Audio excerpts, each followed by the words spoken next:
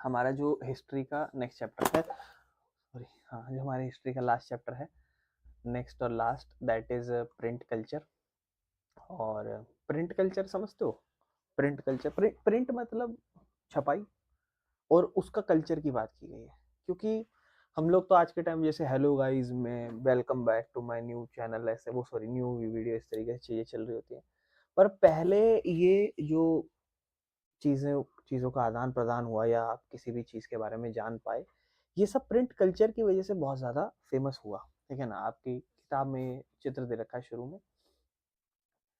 बहुत ही ज़्यादा मुश्किल हो जाएगा इमेजिन करना वर्ल्ड विदाउट प्रिंट टुडे। आज के टाइम पे अगर मैं आपको कहूँ कि प्रिंट ना हो तो चीज़ों को इमेजिन करना बहुत मुश्किल हो जाएगा। ठीक है? प्रिंट हर जगह हमारे आसपास प्रेजेंट होता है। हम लोग प्रिंट देखते हैं किताबों में, अखबारों में, मैगजीन्स या जर्नल्स में, पोस्टर या एडवर्टीजमेंट में, कैलेंडर्स या डायरीज में, सिनेमा पोस्टर्स में, या ऑफिशियल नोटिस या सर्कुलर्स में। हर जगह कहीं ना कहीं हम प्रिंट चीजें देखते हैं।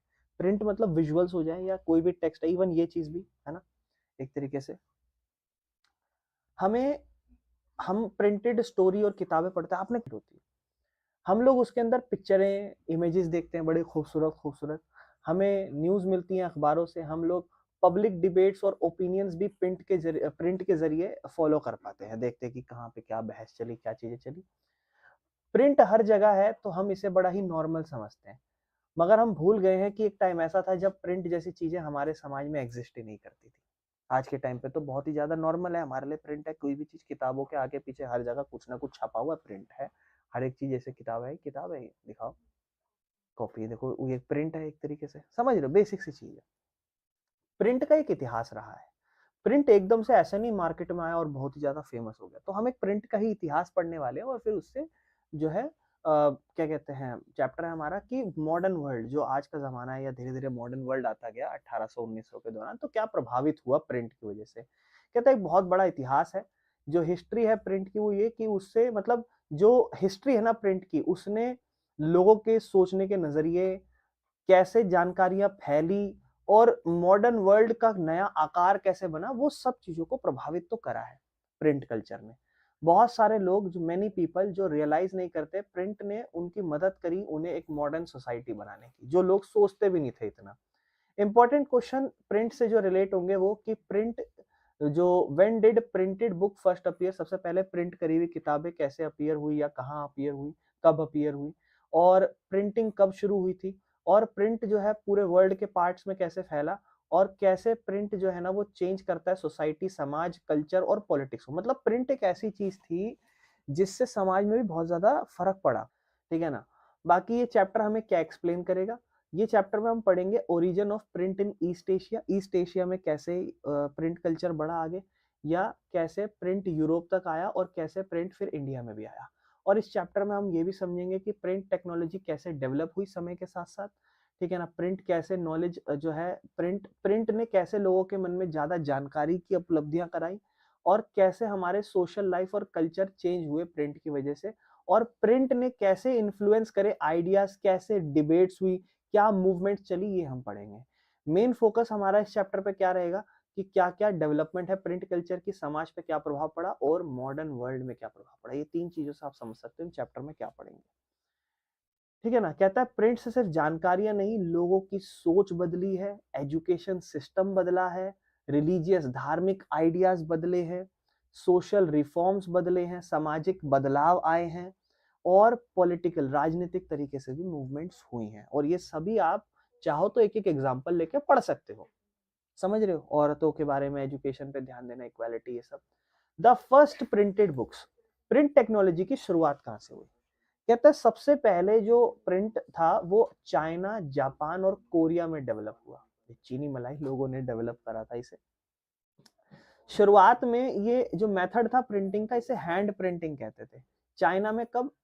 एनो डोमिनी 594, मतलब जो नॉर्मल 594 साल था, उसमें चाइना के अंदर वर्ड्स, जो बुक्स थी वो प्रिंट होती थी वुड ब्लॉक प्रिंटिंग यूज करके। इस मेथड में टेक्स्ट को वुडन ब्लॉक्स पे कार्व करा जाता था और इंक फिर अप्लाई करी जाती थी, और फिर पेपर को रब किया जाता था उस इंक के अगेंस्ट में, ताकि वो फिर छपाई हो जाए एक तरीके से। ठीक है ना? पेपर इन्वेंट भी हो, मतलब पेपर भी इन्वेंट हो गए थे फिर आगे जाके चाइना में, क्योंकि पेपर पतले थे तो प्रिंटिंग ज्यादा आसान थी, एक ही साइड पे हो पाना, दोनों साइड पे नहीं हो पाती थी। तो जो बुक्स थी वो स्पेशल स्टाइल पे बनती थी जिसे हम कहते थे अकॉर्डियन बुक्स, जहां पर पेज फोल्ड हुआ करते थे और पेजेस को स्टिच करा जाता था एक साइड से। ठीक है जी। बाकी क्वालिटी शुरुआत की प्रिंटिंग की कैसी थी, कह रहा है highly skilled craftsman did the printing work, मतलब जो अच्छे खासे स्किल्ड क्राफ्टमैन थे वो प्रिंटिंग का काम किया करते थे। वो टेक्स्ट को कॉपी अच्छे से एक्यूरेट कॉपी करते थे, ठीक है ना, और ब्यूटी ऑफ कैलीग्राफी मतलब हैंड राइटिंग जो थी ना उसको मेंटेन रखते थे। तो जो प्रिंटिंग बुक्स थी ना वो अभी भी आर्टिस्टिक लगती थी, कुछ नई सी चीज आ रही थी।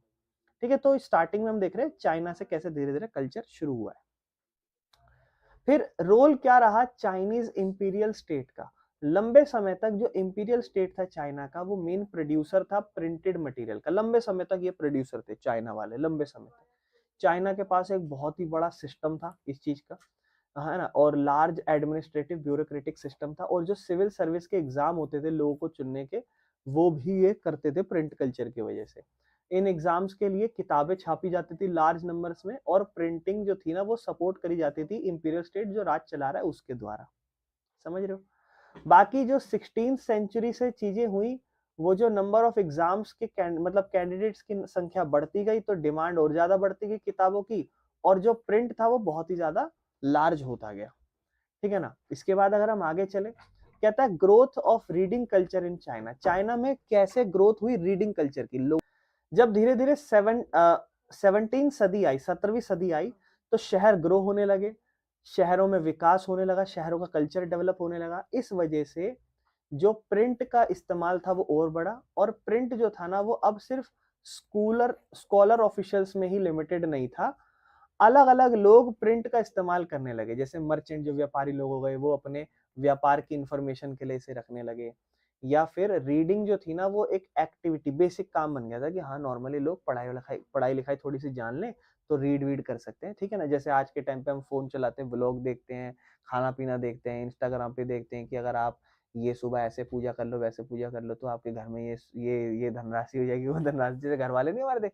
तो वो चीजें जनरली होने लगी है, प्रिंट कल्चर के थ्रू बढ़ने लगी। बस तरीका है, देखो चीजें पहले भी ऐसी थी अभी भी ऐसी हैं, बस तरीके बदल गए हैं कम्युनिकेशंस के। ठीक है ना, नए तरीके के रीडिंग मटेरियल्स आए। ठीक है ना, लोग अब क्या कहते हैं फिक्शनल स्टोरी, जो रियल स्टोरी नहीं है वैसी स्टोरीज पढ़ने लगे, पोएट्री पढ़ने लगे, लोगों की खुद की ऑटोबायोग्राफी पढ़ने लगे। इवन आज के टाइम पे भी बहुत से लोग पढ़ते हैं ऑटोबायोग्राफी।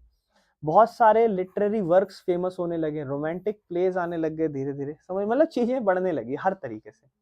औरतें भी जो है ना वो भी रीडर बनने लगी। जो अमीर औरतें थी उन्होंने किताबें पढ़नी शुरू करी, बहुत सारी औरतों ने पब्लिश्ड पोएट्री और प्ले भी लिखने शुरू करे। ठीक है ना, और जो बीवियां थी स्कॉलर के ऑफिशियल्स की वो भी अपने खुद के काम को पब्लिश करने लगे, और जो कोर्टिजन्स थे वो भी अपनी जिंदगी के बारे में लिखने लगे। समझ रहे हो।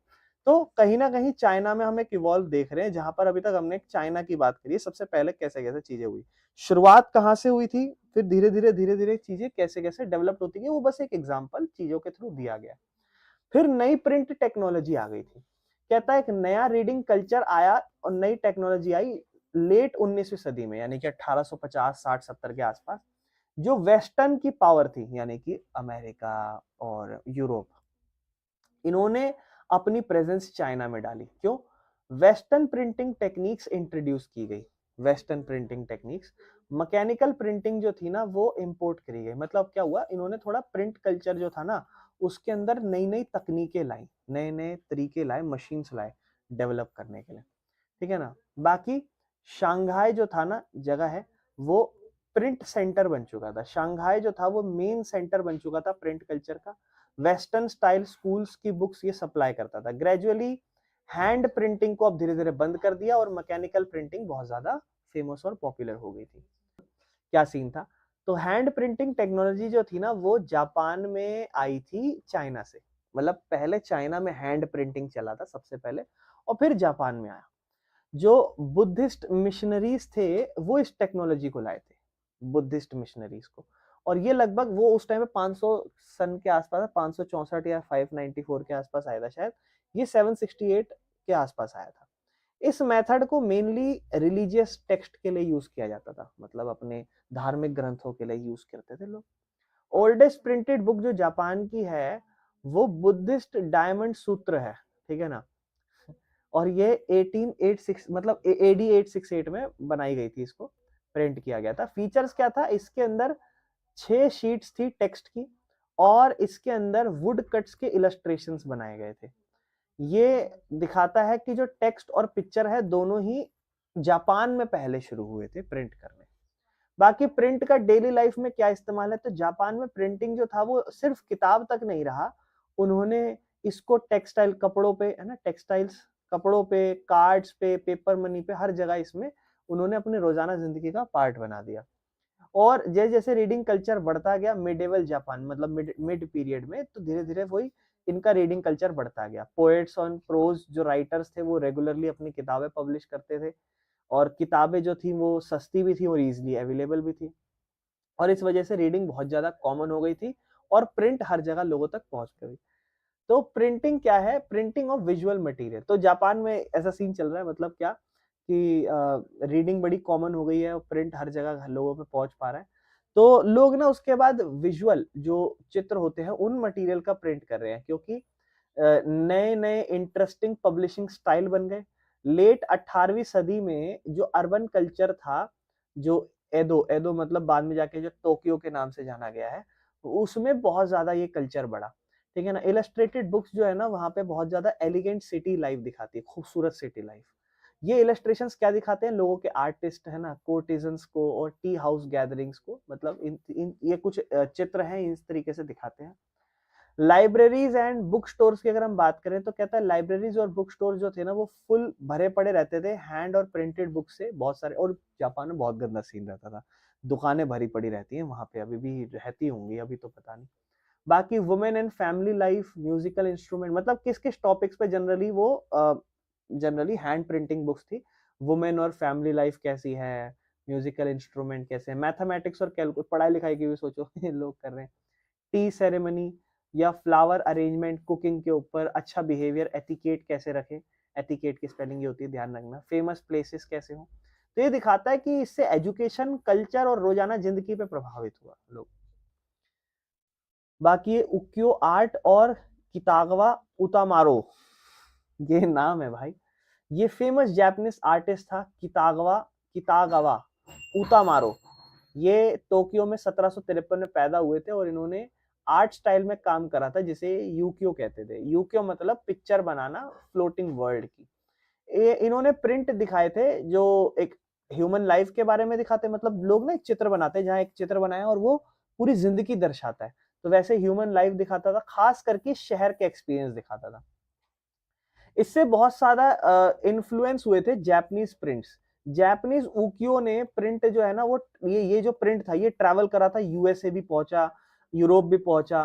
तो बहुत ज्यादा जो वेस्टर्न आर्टिस्ट थे ना, मेनेट मोनेट और वैन गोग एक बंदों के नाम है, ये बहुत ज्यादा प्रभावित हुए थे, बहुत ज्यादा, कि अरे क्या बंदे ने बनाया ये, वो किस किस बंदे ने, कितागवा और उतामारो, ठीक है ना, इस तरीके से।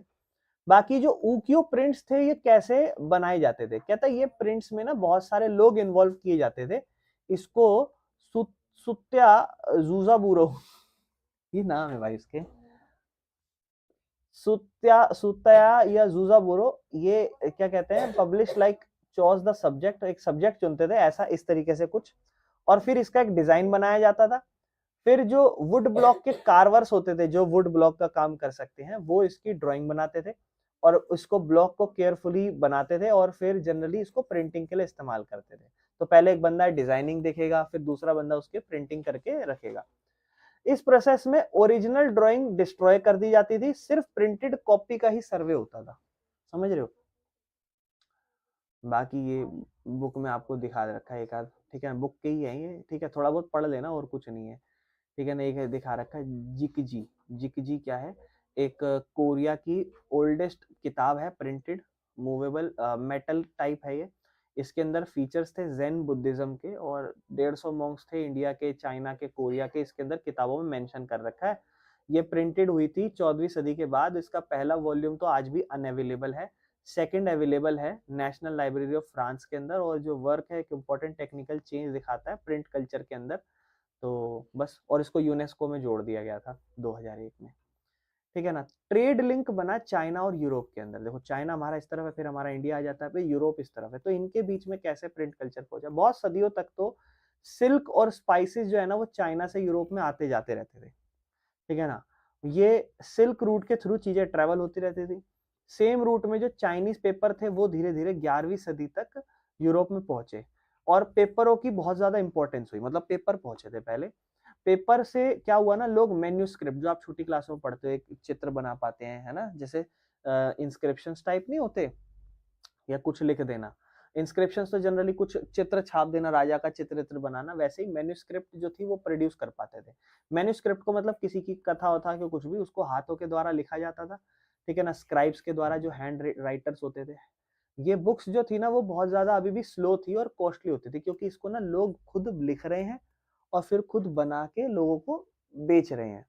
तो जो भी बंदा खरीदेगा, वो जायज बात है, उसको जो बेचने वाला है वो महंगा बेचेगा भाई, उसने पूरी टाइम लगाया बनाने में और मेहनत है, उसको पढ़ा लिखा भी था, उस टाइम पे इतने लोग पढ़े लिखे भी नहीं रहते थे, तो उसको है ना कि भाई मैं इसको महंगा बेचूंगा, ज्यादा पैसा कमाऊंगा। फिर आया मार्को पोलो, ठीक है ना। मार्को पोलो 1295 में रिटर्न करता है इटली में, जब चाइना से ट्रेवल करता है। चाइना ऑलरेडी वुड ब्लॉक की प्रिंटिंग तो जानता था, मार्को पोलो ये नॉलेज यूरोप को लेकर आ गया, समझ रहे हो। तो इसके बाद इटालियंस ने भी धीरे धीरे बुक बनानी शुरू करी वुड ब्लॉक से, ठीक है, लकड़ी के टुकड़ों से, ठीक है, वुड ब्लॉक्स होते हैं ना उससे। ये टेक्नोलॉजी धीरे धीरे पूरे यूरोप में फैल गई। तो अब हैंड रिटन और प्रिंटेड बुक्स में फर्क आने लगा। उस टाइम पे जो अमीर लोग थे वो तो हैंड रिटन बुक्स ही खरीदते थे, कि भाई तू मेरे लिए पढ़ी लिखी बना, चल जा ऐसे से किताब विताब बनाओ मेरे लिए, इस तरीके से काम करो, समझ रहे, ये चीज चलती थी। डर तो नहीं कि आप एकदम ठीक, मतलब हो गया, पकड़ लिया किसी को कि भाई तुम मेरे लिए, तुम पढ़े लिखे आदमी हो, मेरे लिए किताब बनाओ, और बंदे फिर उसके लिए मेहनत कर करके किताब बना रहे हैं। फिर वो सोचता था कि क्यों ना मैं इसकी कुछ और कॉपीज भी बना लूं। तो जब लोग कॉपीज भी करते थे ना एक दूसरे के, तो कॉपी करते हुए आलस कर देते थे, कुछ चीजें गायब कर दी, कुछ चीजें ऊपर नीचे कर दी, क्या हो रहा भाई।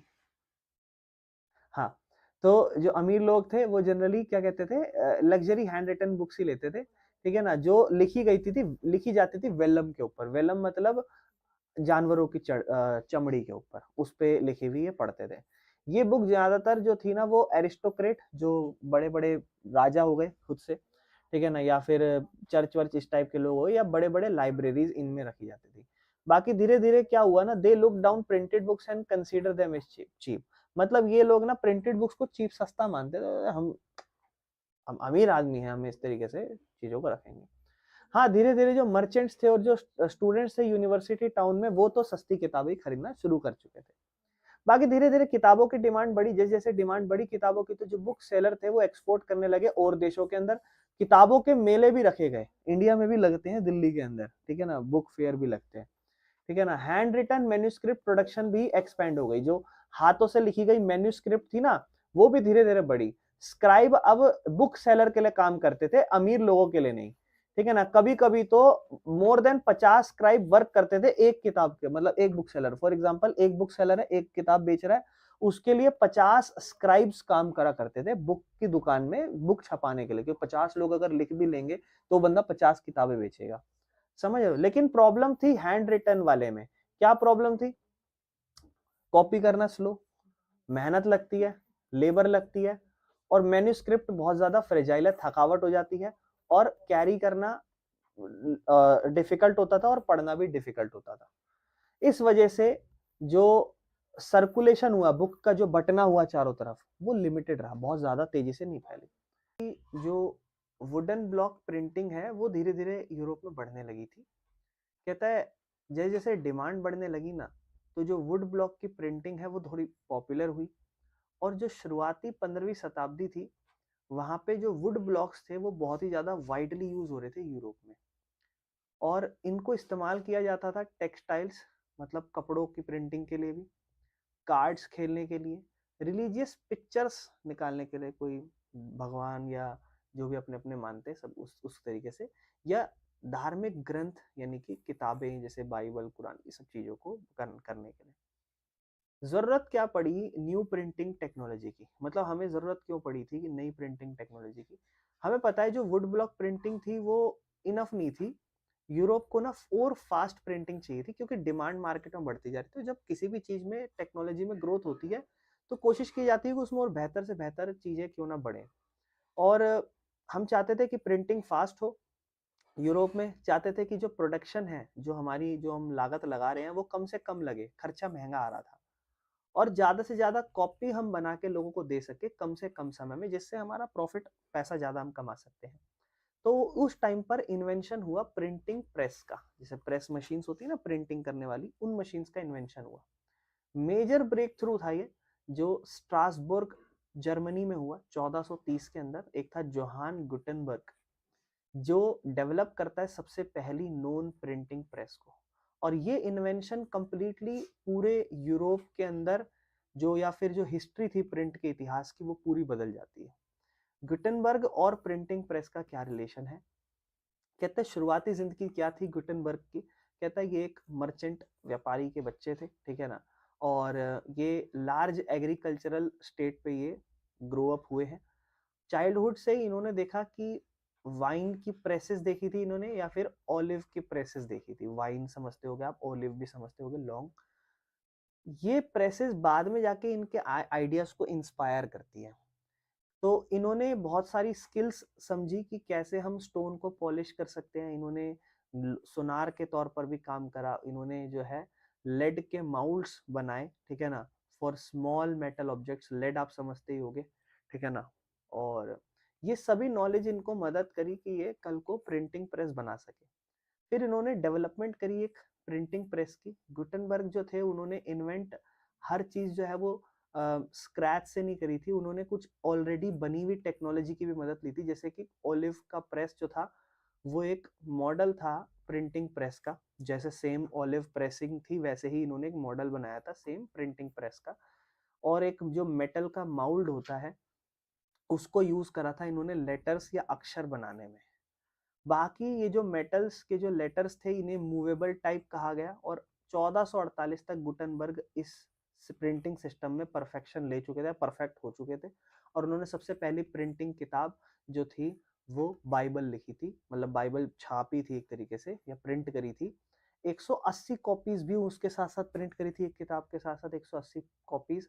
और लगभग 3 साल लगे थे इन्हें कंप्लीट करने में। और उस टाइम पे सबसे फास्ट प्रोडक्शन मानी गई थी कि भाई 3 साल में 180 कर दी, मतलब हर एक साल में बंदा 60 प्रिंट कर रहा है, बड़ी ही फास्ट है, वाओ।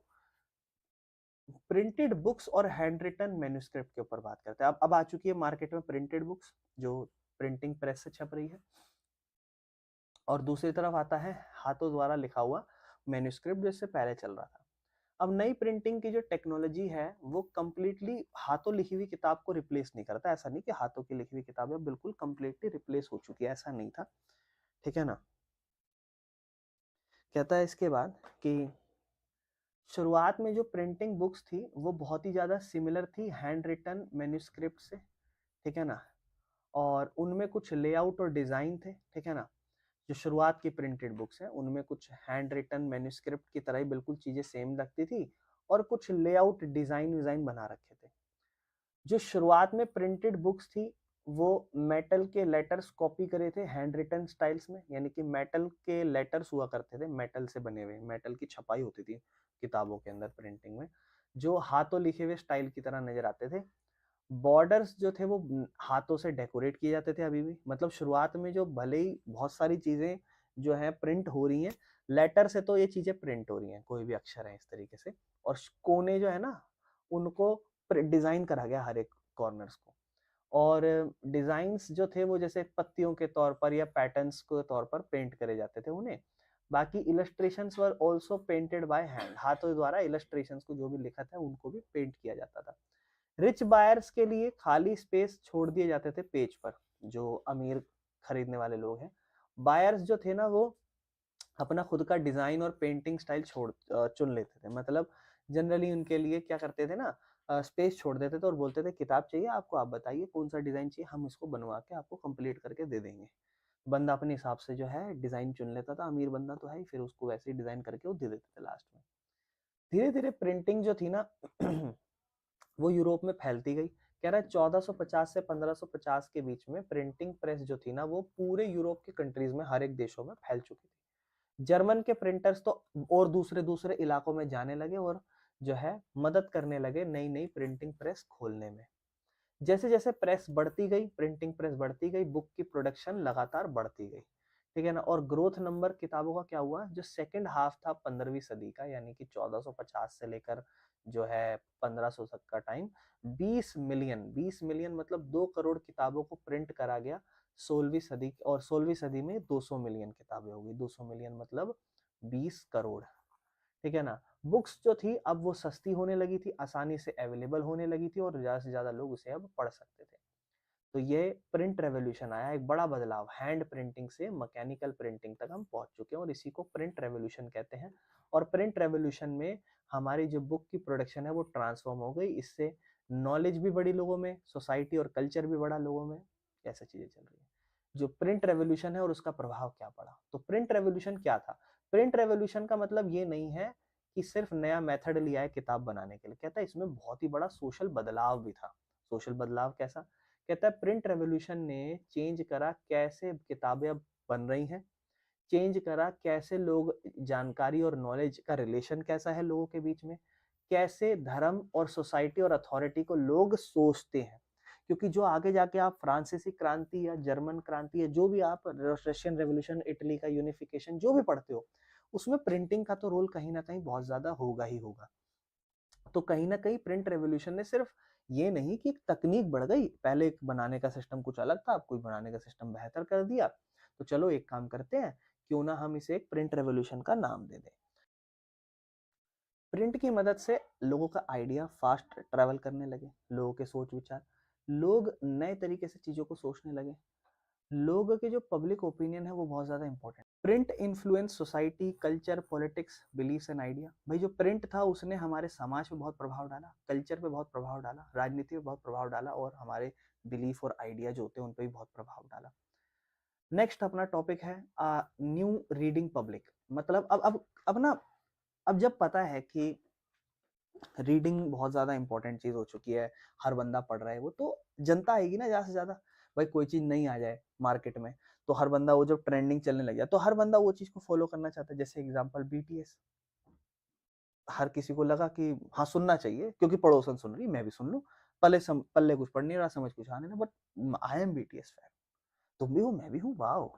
इस तरीके से एक नई रीडिंग पब्लिक, एक नई जनता बढ़ी। क्यों, जब जब नई प्रिंटिंग प्रेस आई यानी कि कुछ टेक्नोलॉजी बढ़ी, तो जो कॉस्ट ऑफ बुक्स थी वो कम होने लगी। कॉस्ट ऑफ बुक्स मतलब जो एक बुक कितने की बन रही है वो कम होने लगी, सस्ती होने लगी। टाइम जो बुक को ज्यादा बनाने में लगता था वो भी कम होने लग गया और ज्यादातर कॉपीज बनाई जा सकती थी सस्ते दाम में। एज अ रिजल्ट हुआ क्या, बुक की बाढ़ आ गई मार्केट में और ज्यादा से ज्यादा लोग उसका एक्सेस लेने सके और इस चक्कर में नई रीडिंग पब्लिक बनती गई। लेकिन जो जब प्रिंट नहीं आया था तो उससे पहले कैसे था रीडिंग, क्या लोग क्या करते थे। बोलता है कि जब एज नहीं थी, प्रिंट नहीं आया था, तो कह रहा है कि रीडिंग जो थी ना वो सिर्फ एलाइट्स लोग ही पढ़ते थे, मतलब बड़े और रिच और एजुकेटेड लोग। कॉमन लोग तो वही अपना ओरल कल्चर, आपके माँ बापों ने आपको पूजा करनी सिखाई है, फिर आप वही फॉलो करो, फिर आप अपने बच्चों को वही सिखाओ, ओरल प्रैक्टिसेस। आपके माँ बाप ने बोला कि नमक इतना डालते हैं, नींबू इतना डालते हैं, मिर्च इतनी डालते हैं खाने में, आप भी अपने बच्चों को वही सिखाओगे, ओरल प्रैक्टिसेस। ठीक है ना, आपके माँ बापों ने सिखाया ये नहीं करते, वो नहीं करते, ऐसा नहीं करते, वैसा नहीं करते, आप भी वही सिखा रहे, ओरल प्रैक्टिसेस। ओरल कल्चर में मतलब वही, जैसे पवित्र टेक्स्ट को रीड करना तेज, है ना, या बैलेड्स सॉन्ग्स को सुना जाना, जो जनरली कुछ बैलेड्स क्या होता है, हाँ गाथा गीत, मतलब जो गीत होते हैं ना अपने अपने देश, जैसे राष्ट्रगीत टाइप ऐसी ऐसी चीजें गाई जाए। फोक टेल्स को नरेट किया जाए, मतलब सारे धार्मिक ग्रंथ ग्रंथ को लेकर अपने देश को लेकर इस तरीके से, या लोग उन्हें मिलके ग्रुप्स में सुनते थे, हम होंगे कामयाब एक दिन, मन में है विश्वास, पूरा है विश्वास, होगी शांति चारों ओर एक दिन, ऐसे ऐसे करके चीजें, ओरल कल्चर। लेकिन बुक्स उस टाइम पे महंगी थी तो कुछ कुछ ही नंबरों में थी, तो वो कॉमन लोगों के लिए थी नहीं, तो यूजुअली लोग उससे सिर्फ कहानियां सुनते थे। कोई अमीर अमीर ने ली, कोई अमीर का छोटा मोटा गरीब दोस्त था मीडियम टाइप, उसको सुने, उसने फिर उसको सुने, ऐसे ऐसे आपने एक दिन बैठे बोला चलो, एक दिन हमारा एक दोस्त है उसके पास सारी कहानी उसको याद है, हम सब कमरे में बैठेंगे 7-8 जने एक साथ, हमें वो कहानी सुनाएगा, क्योंकि वी कैन नॉट अफोर्ड ना बुक। तो वही परफॉर्मेंस देखा करते थे लोग, जैसे नाटक वाटक चल रहे हैं तो अब इनकी इंपॉर्टेंस कितनी ज्यादा ना, सोचो लाइफ में कि कहीं पर जैसे राजस्थान में वो क्या चलता है, वो कैसे कहते हैं डॉल वाला, क्या कहता है उसे, पता है कुछ? हाँ? कठपुतली, हाँ कठपुतली वाला सीन है ना। तो या फिर कहीं फंक्शन हो रहा है, हंगामा और कुछ, आज के टाइम पे आप क्या कहो, यार भैया टीवी पे दिखा दो, कोई दिक्कत नहीं है, ऐसे ऐसे कर लो, ये समझ। तो लोग जो है ना वो साइलेंटली और अकेले बैठ के नहीं पढ़ते थे, हम माहौल में रहते थे क्योंकि एक साथ सब सुन लेंगे। लेकिन बदलाव क्या आया प्रिंट के बाद? प्रिंट के बाद बदलाव ये आया, बुक, एक तो किताबें सस्ती होने लगी ना, और हर लार्ज नंबर्स में बुक अवेलेबल हो गई, कॉमन लोग जो थे वो रीडिंग का एक्सेस लेने लगे। तो रीड करना पब्लिक का रिप्लेस कर चुका है हियरिंग पब्लिक। मतलब आपके टाइम पे जो रीडिंग पब्लिक थी वो हियरिंग पब्लिक थी, पहले सुनती थी, लेकिन अब वो खुद से रीड करने लगे। और मनोबल भी तो बढ़ेगा कि यार ज्यादा से ज्यादा एजुकेटेड हो, क्यों? क्योंकि ये इसका दौर आ चुका है अब, है ना।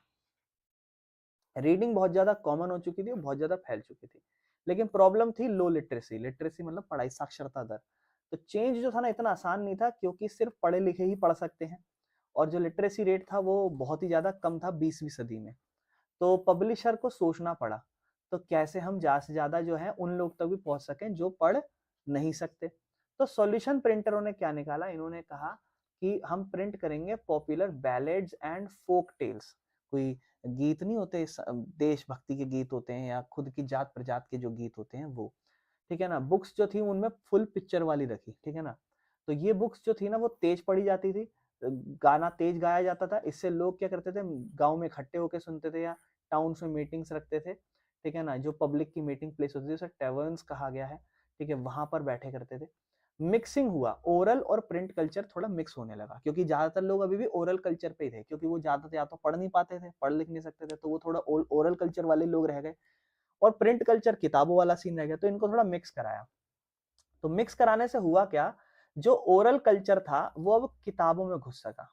तो क्या किताबों में कैसे घुसा? ओल्ड ओरल कल्चर ज्यादातर जात प्रजात के गाने वाने, धर्म, ये सब चीजें, इसको प्रिंटेड किताबों में छापा।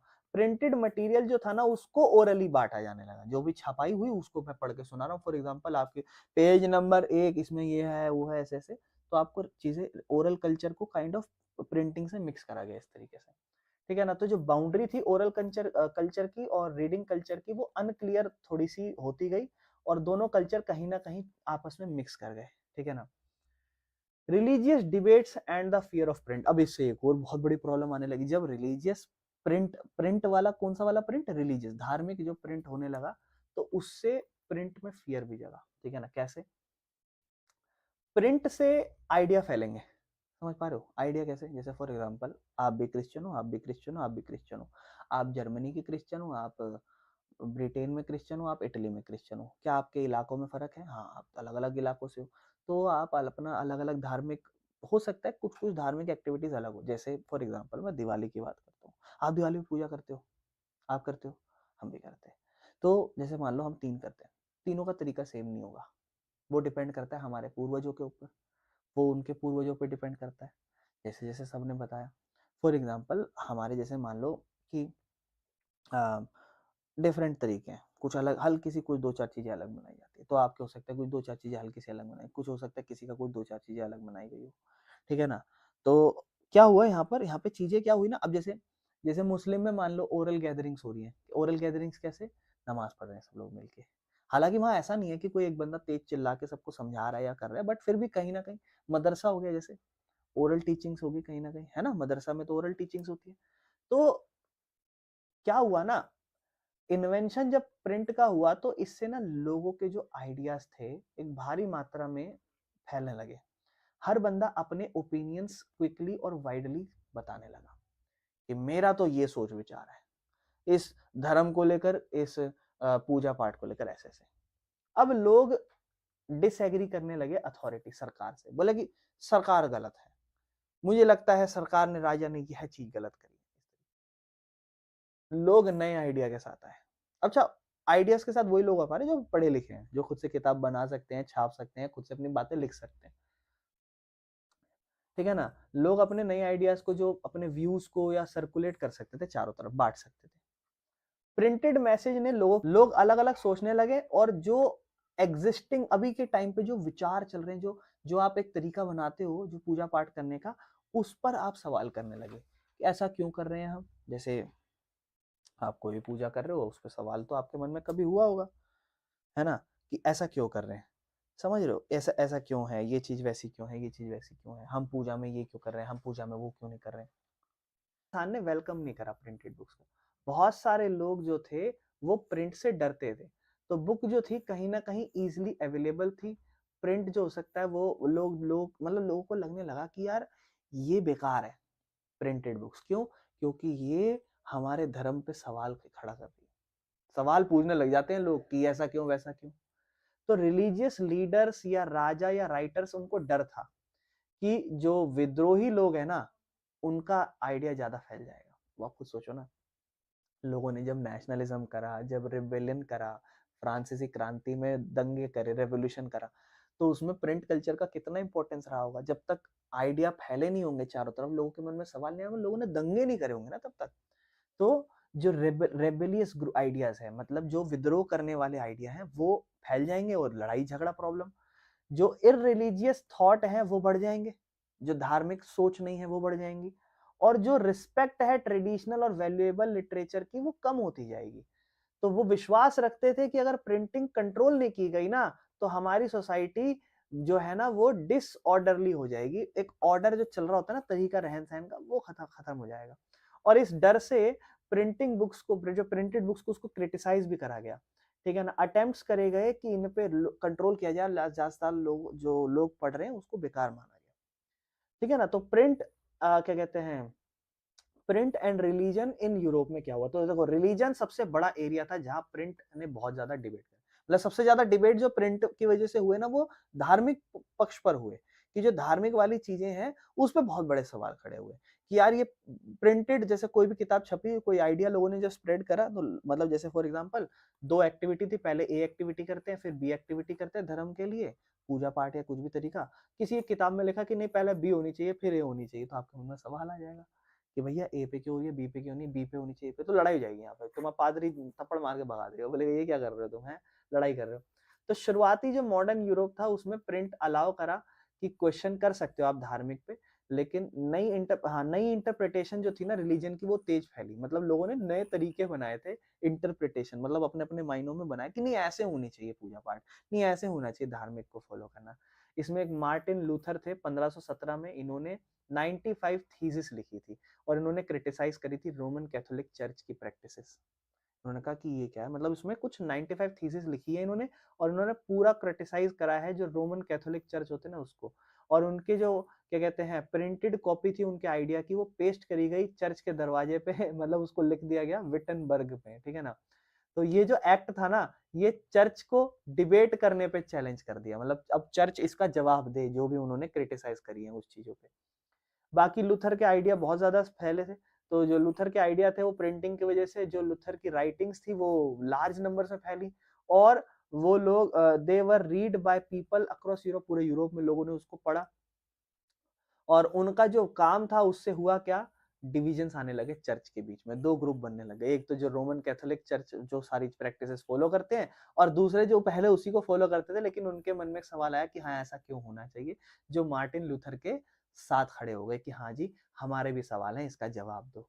ठीक है ना। तो इसी से शुरुआत हुआ प्रोटेस्टेंट रिफॉर्मेशन। ठीक है ना। प्रोटेस्टेंट रिफॉर्मेशन थोड़ा बहुत पढ़ लेना क्या है, ये पूरा बुक का ही है कॉपी वैसे, कि एक 16th सेंचुरी की मूवमेंट थी रिफॉर्म की, जो डोमिनेट करी गई थी रोम में। मार्टिन लूथर जो था वो एक मेन प्रोटेस्टेंट रिफॉर्मर था, और उसने कुछ एंटी कैथोलिक क्रिश्चियनिटी पे मतलब बनाए थे उसने, मतलब कैथोलिक चर्च पे जो क्रिश्चियनिटी चलती है उसको उसने क्या कहते हैं सवाल किए गए थे, तो इसलिए एंटी कैथोलिक क्रिश्चियनिटी लाया था और उसने एक मूवमेंट चलाई थी। बाकी लूथर ने ट्रांसलेट करा था new testament into the German, मतलब अपनी ही इसको मेरे ख्याल से जर्मन की भाषा में शायद बनाया होगा। रिजल्ट हुआ क्या था, 5,000 कॉपीज कुछ ही हफ्तों में बिक गई थी, और सेकंड एडिशन भी उसने 3 महीनों में छाप दी। बड़ा बड़ा पैसा कमा लिया होगा इसने। इससे दिखाया कि जो प्रिंट की पावर है वो बहुत ज्यादा थी। और ल्यूथर का जो व्यू था प्रिंट पे वो ये था कि उसने स्ट्रांगली सपोर्ट करा था, भैया ये तो बड़ी चीज होनी चाहिए। उसने कहा कि प्रिंटिंग तो अल्टीमेट गिफ्ट है भगवान का और ग्रेटेस्ट है ये तो। ठीक है ना। बहुत सारे इतिहासकार विश्वास रखते थे कि प्रिंट की वजह से एक नया एनवायरनमेंट बनता गया है, और इससे जो रिफॉर्मिस्ट आइडिया है, मतलब जो एक चीज चलती आ रही है अगर उसमें कुछ बदलाव करने चाहिए, वो आइडिया बहुत अच्छा डेवलप हो सकता है प्रिंटिंग की वजह से। और एक रिफॉर्मेशन करना, मतलब चीजों को फिर से रिफॉर्म करना, नए तरीके से बनाना, उसमें बहुत बड़ा रोल प्ले करा है इसने, ठीक है ना। प्रिंट एंड डिसेंट पे आते हैं। डिसेंट का मतलब डिसएग्रीमेंट विद एक्सेप्टेड आइडियाज, जो ऐसे आइडियाज जो आपने ऑलरेडी स्वीकार रखे हैं उससे डिसएग्रीमेंट रखना। डिसएग्रीमेंट मतलब एग्री नहीं करना, ठीक है ना। क्वेश्चन करना सरकार से या जो भी अथॉरिटी है उनसे, जो भी उनके बिलीफ है उस पर सवाल जवाब करना, ये डिसेंट कहलाता है। तो अगर आप डिसेंट हो मतलब आप किसी भी चीज जो भी सरकार चला रही है वो सिस्टम, या जो देश चला रहा है वो सिस्टम, या फिर जो पूजा प्रार्थनाओं का तरीका है उस सिस्टम से डिसएग्री करते हो, तो डिसेंट उसका मतलब है, ठीक है ना। प्रिंट ने मदद करी लोगों के अलग अलग व्यूज जानने की, कि लोगों का नजरिया क्या है, उनके खुद के अपने ओपिनियंस बनाने में लोगों की मदद करी, कि यार मुझे ऐसा लगता है कि ये चीज ऐसी है तो ये चीज वैसे लगती है। Print and new interpretations of faith. अब प्रिंट से क्या हुआ ना, देखो प्रिंट प्रिंट आया और प्रिंट से नई इंटरप्रिटेशन हुआ। इंटरप्रिटेशन मतलब किसी चीज को लागू करना या किसी चीज को करना, किस चीज में, फेथ को, नया फेथ लागू होना, नई सच्चाई या नए विश्वास आना। प्रिंटेड रिलीजियस बुक्स, जो रिलीजियस बुक जब प्रिंट हुई तो जो लेस एजुकेटेड वर्किंग लोग थे, जो काम धंधा करते हैं कम एजुकेटेड, उन तक भी ये पहुंची। अलाउ करा रीडर्स को कि वो इंटरप्रेट कर सके धर्म को अपने खुद के तरीके से। मतलब जब लोगों के पास ये किताबें पहुंची तो लोगों ने इसको अपने खुद के तरीके से धर्म को अपनाया। एज अ रिजल्ट पीपल ने क्वेश्चनिंग करने लगे ट्रेडिशनल बिलीफ। जैसे होता है ना, वो सती प्रथा का सबसे बेस्ट एग्जांपल है, कि औरत भी साइड बाय साइड जलेगी। अरे वो उसका जलने का मन नहीं है, उससे पूछ तो लो, भैया जलना है आपको, गंजी होना है आपको, क्या आप अपना जीवन किसी और, अब वो बोले फॉर एग्जाम्पल, जैसे मान लो जब वो किसी के साथ थी, जब वो किसी के साथ थी तो वो उससे फुल्ली डेडिकेटेड प्यार करती थी, फॉर एग्जाम्पल वो मर गया, उसको जला दिया। अब उससे पूछ रहे हैं कि भैया देख ले, तुझे इसके साथ जलना है, तुझे इसके साथ टाटिया टकली होना है, या तुझे कोई नया बंदा देखना है तो तू देख ले। अब वो उससे ऊपर है, आपका कोई हक नहीं है ना ये कहना कि नहीं ये तो जिंदगी भर ऐसे रहेगी वैसे रहेगी। आपने उससे पूछ लिया, वो कह रही है मुझे समझ नहीं आ रहा है। बोले भाई हम जला रहे हैं इसको, हमारा लेट हो रहा है जलाना, तू पहले बता दे। बोले मुझे समझ नहीं आ रहा, तो कोई बात नहीं, पहले इसको जला दो, तुझे जलना हो तो बाद में जाके जल लियो, ठीक है ना। या तुझे नहीं जलना हो तो तू बता दियो। कल को वो आके बोले नहीं मुझे कोई और सैया जी चाहिए, तो कोई बात नहीं बेटा, ले तेरी शादी ली, तू जा अपने रास्ते, हमें क्या फर्क पड़ रहा है, जमाना बात बनाएगा, भलाने दो भाई, किसी की लाइफ है, भाड़ में जाए, हमें क्या। कम से कम वो इंसान खुशी से तो जिए। कल को वो मान लो अपनी लाइफ में रिग्रेट करे कि हाँ मेरे को जल ही जाना चाहिए था, कोई बात नहीं, अब जल जाओ, कोई दिक्कत, अब मर जाओ, मरना है तो अब मर लो।